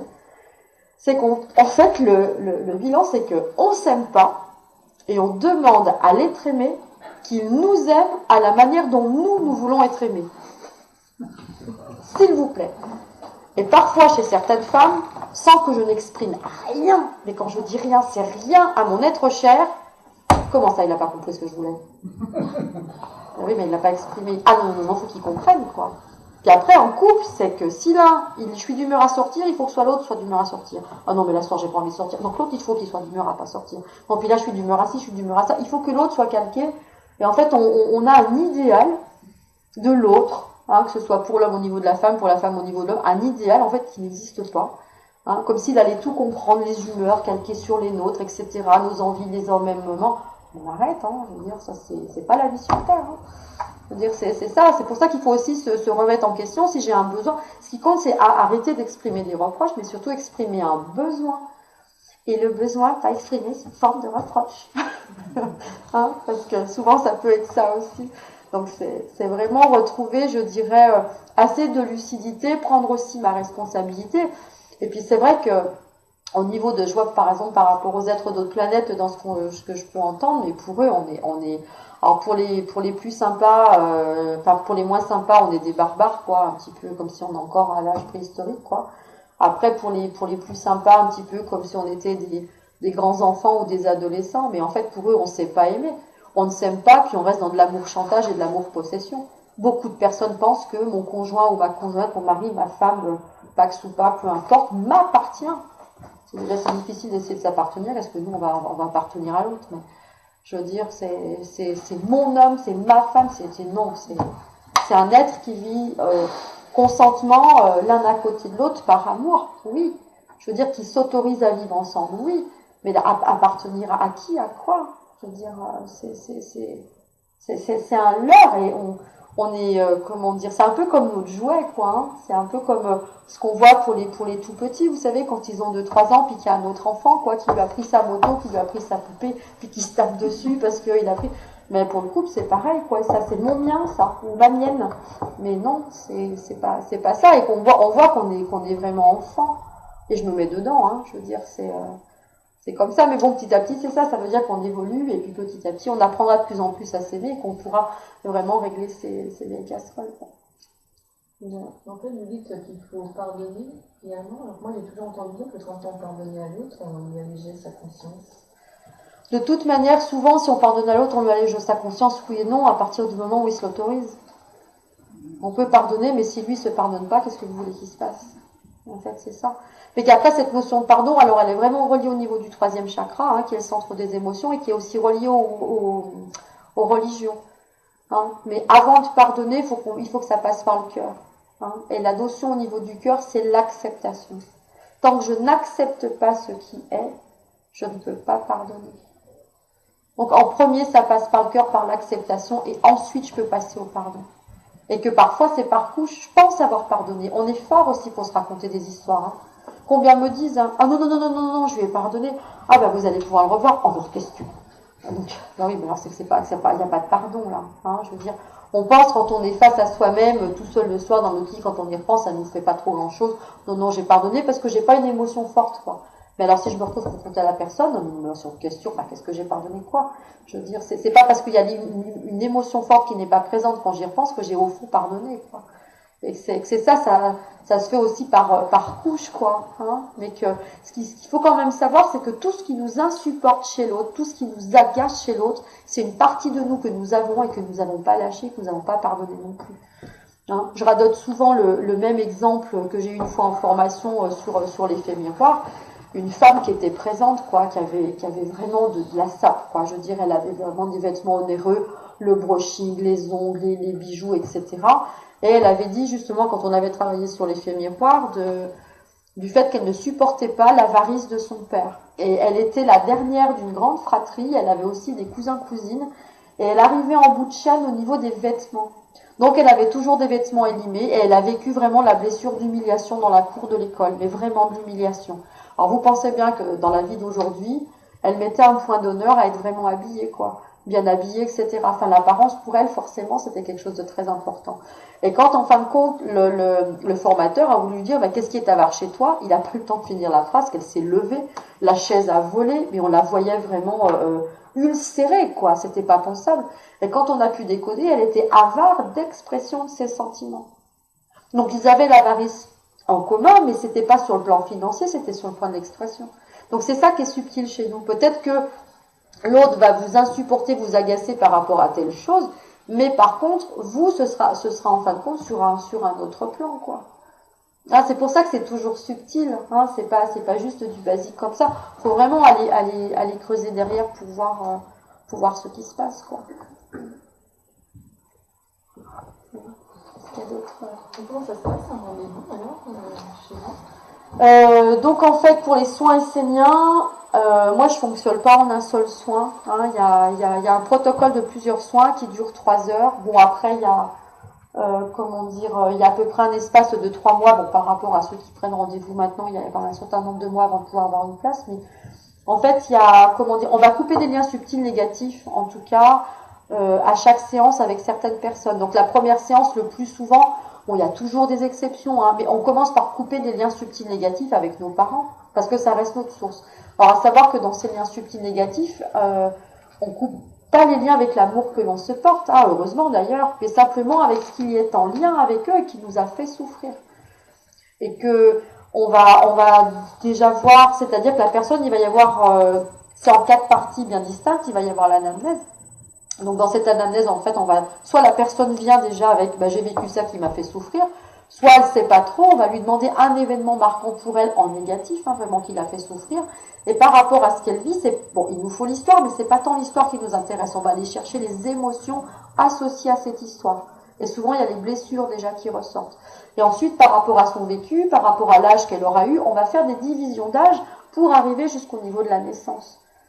Et qu'ensuite, souvent, c'est ma dernière chef autoritaire, par exemple, pourquoi pas pour un homme, à 60 ans, à 30 ans, c'était un autre emploi avec une chef autoritaire, et puis à 15 ans, c'était mon prof, je sais pas, de maths, etc., qui était aussi autoritaire, puis quand on divise, c'est maman, quoi. Et que nous, on va aller chercher justement cette forme pensée, ce que je vous expliquais en début de conférence. Ensuite, il va y avoir la lecture d'aura, où on va, en fin de compte, lever cette vie-là. Ensuite, il va y avoir les soins énergétiques, hein, où on va travailler au niveau des mémoires cellulaires, on travaille avec des points d'acupression, avec des huiles, avec des sons que j'aimais, que l'on appelle la voix de lait, en corrélation avec d'autres êtres. Et ensuite, il va y avoir vraiment l'implication de la personne, parce qu'elle aura des exercices à faire pendant 21 jours, matin et soir, qu'on appelle l'exercice de détachement, parce que nous, en tant que thérapeute, on ne guérit personne. Hein, il faut d'abord déprogrammer au niveau cellulaire, pour pouvoir reprogrammer les phrases de vie positives, pour qu'enfin, la personne puisse se libérer de ces vieilles histoires. Et que ça, c'est vraiment, comme on dit, en soins esséniens, il faut vraiment que la personne s'implique, elle prend la responsabilité de son histoire, parce que finalement, en soins, nous sommes plutôt, nous, des révélateurs par rapport à ce qui s'est passé dans leur histoire, mais on aide vraiment les personnes à s'aider elles-mêmes. Parce que nous, ça, on peut pas le faire à leur place. Et donc après, il y a un protocole de plusieurs soins parce qu'on va couper les liens subtils ou négatifs, que ce soit avec notre fratrie, les amours de notre vie, les enfants, les beaux-parents aussi, hein, il y a aussi beaucoup d'histoires avec eux, ça peut être quelqu'un au travail, etc. Donc ça peut aller au-delà de 5 séances, enfin ça je dirais que c'est vraiment propre à la personne. Et évidemment que si une personne essaye un soin, même si elle sait qu'il y a un protocole de soin, mais en fait ça me parle pas, ça fonctionne pas, bon je veux dire elle peut très bien arrêter comme ça, quoi. Mais en principe il faut quand même plusieurs soins. Mais ce qu'il y a d'extraordinaire, moi ce que je trouve, moi ça a été vraiment grâce aux soins esséniens que je peux dire aujourd'hui que je suis heureuse. Vraiment, quoi. Et qu'après, j'ai fait partie de ces femmes qui ont été très minces. Et puis quand j'ai créé mon entreprise, j'ai pris plus de 30 kilos. Et quelque chose qui m'était insupportable, je ne me mettais plus nue devant un miroir tellement je m'horrifiais.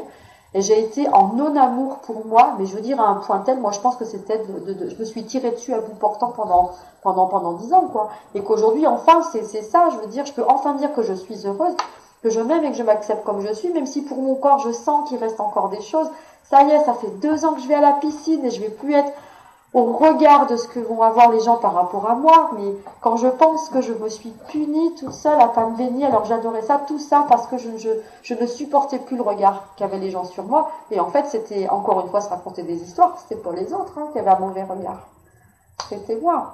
Je veux dire, c'est quand même aujourd'hui je m'autorise à vivre, je m'autorise à être belle, bah ouais, je correspond pas à un critère de société, mais peu importe, et si je le valide en moi, et je peux vous assurer que ça fait du bien, quoi. Je veux dire, c'est ça qui est extraordinaire, c'est vraiment quand on se valide, mais en restant à notre juste place, et surtout en toute humilité. Jamais je ne serai au-dessus de qui que ce soit. Jamais, et heureusement, c'est rassurant aussi. Mais c'est ça, c'est vraiment, je dirais, être en amour pour soi, je dois vraiment oser Seigneur, et c'est vrai que ça change la vie, quoi. Donc en moyenne 5 séances, vous avez En moyenne 5 séances, souvent c'est... Alors après c'est plus, il suffit que par exemple pour la personne, je sais pas, sur le thème des parents, il faut 2, 3, 4 séances. Ça je peux pas le dire à la place de la personne. Après, sachant que la personne reste libre aussi, quoi. Mais c'est vrai que quand on arrive vraiment à aller au bout du process, c'est quand même merveilleux. Moi je sais que les retours, même si je sais qu'on ne doit pas être en attente de résultats, il y a vraiment des personnes qui changent totalement, quoi. Et souvent il y a des bouleversements à côté, hein. Il y en a qui me disent, ça fait X années que je rêvais de faire tel métier, je me suis jamais autorisée. Ben, on est tous pareils, hein, les crédits, quoi. Là, je suis sûre d'avoir un salaire, là, j'ai tel crédit, j'ai telle chose. Et pour autant, je ne suis plus heureuse dans mon travail, et qui m'ont dit, ça y est, je me lance. J'ai pris un 80%, je commence à me lancer, etc. Enfin, il y a souvent des grands booms parce que les personnes s'autorisent à s'écouter, quoi. Et j'ai plus à faire plaisir à papa, à maman, à ma sœur, à mon truc. Enfin, du coup, à un moment donné, ça explose. Et ça, c'est vrai que c'est chouette. Et puis surtout, après, vous avez des clés, vous avez des outils, notamment par rapport à l'exercice de détachement et puis comment on formule les phrases de vie, les formes pensées. C'est en fin de compte justement des formulations que vous pouvez apprendre, hein. Là, je l'ai pas mis dans les stages que je propose, mais il y a un stage sur l'abondance, je crois qu'il est en novembre, je sais plus trop, mais où on apprend justement à faire l'abondance, c'est pas que de l'abondance financière, c'est-à-dire je suis aussi dans de l'abondance par rapport à de l'amour pour moi. Il y a un stage que je propose un dimanche toute la journée à mon domicile à Saint-Rambert-en-Bugey. Mais c'est justement pour comment je formule ça, comment je peux changer des phrases. On va prendre des choses concrètes, on va prendre des exemples concrets chez les personnes et les aider dans la notion de groupe à pouvoir faire des phrases par rapport à leur thématique. Et ce qu'il y a d'extraordinaire, c'est que souvent dans les notions de groupe, il y a un dénominateur commun. Il y a vraiment un thème par groupe, quoi. Et que les personnes aussi commencent à s'entraider, pouvoir parler, etc. Enfin, c'est vraiment bien. Et mettre toutes ces phrases positives finalement au service de moi-même.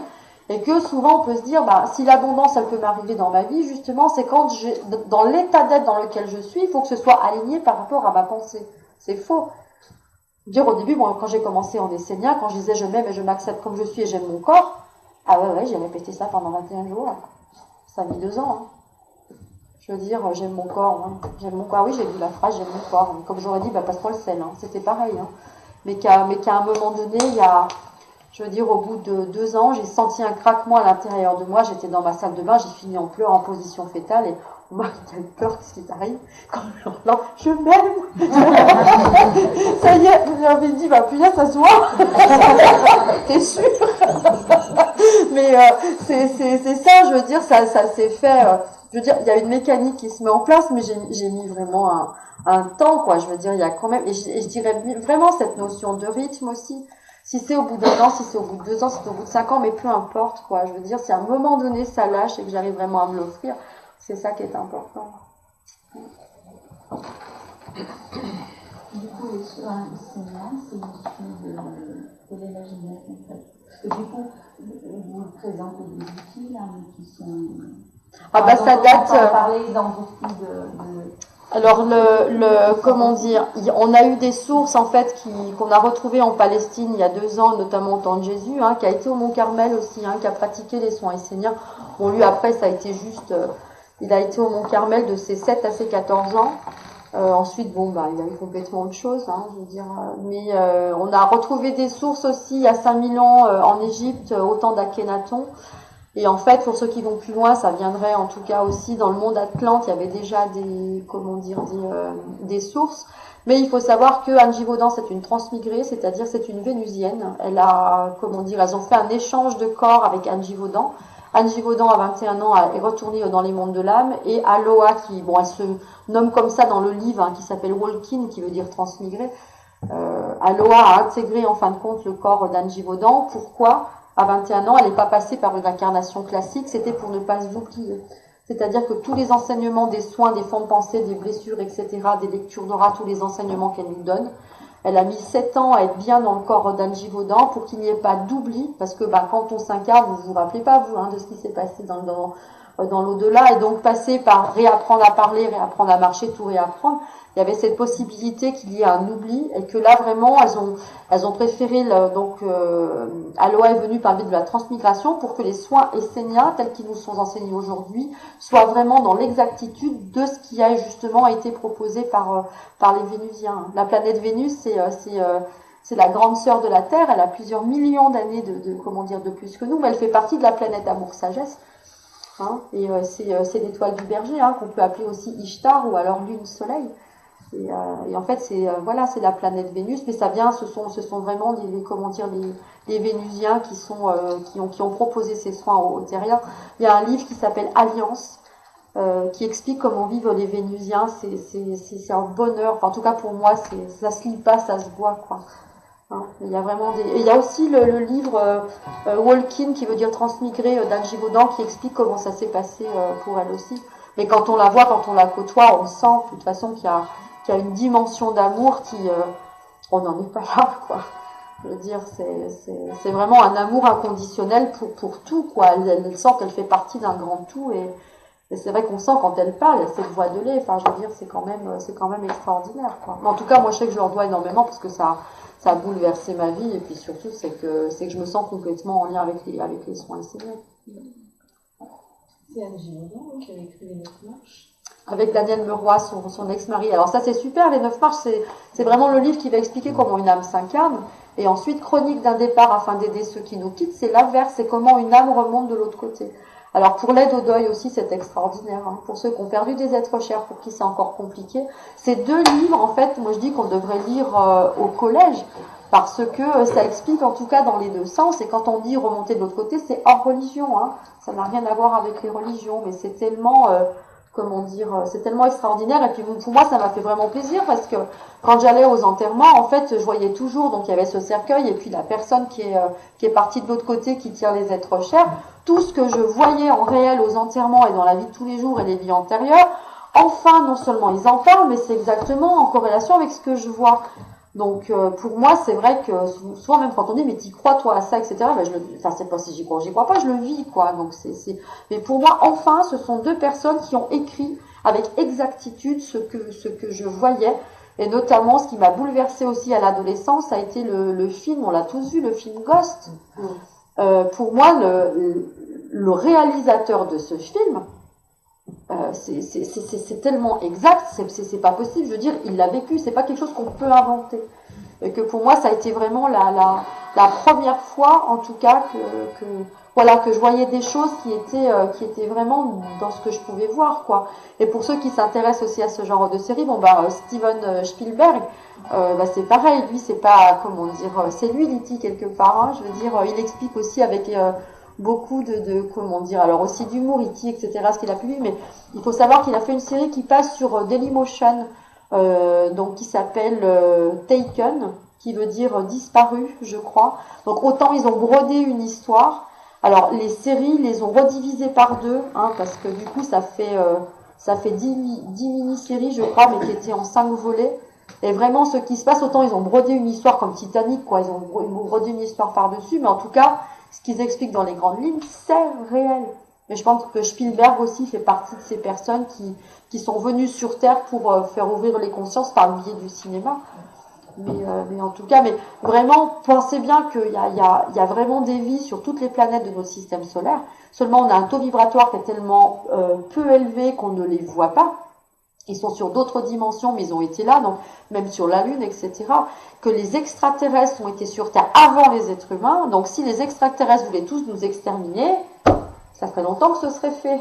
Hein, donc faut pas non plus. Alors autant il y a des films, on peut justement se dire ouais c'est ok, mais je veux dire que les extraterrestres sont les grands méchants, etc., etc. Je veux dire on arrête quoi. Je veux dire, et de penser qu'on est les seuls, en tout cas dans toute la galaxie, à avoir une vie sur une planète. Je veux dire on arrête. Enfin il y a de plus en plus de gens qui commencent à se réveiller quoi. Hein. Je veux dire aujourd'hui il y en a de moins en moins qui sont dupes malgré tout.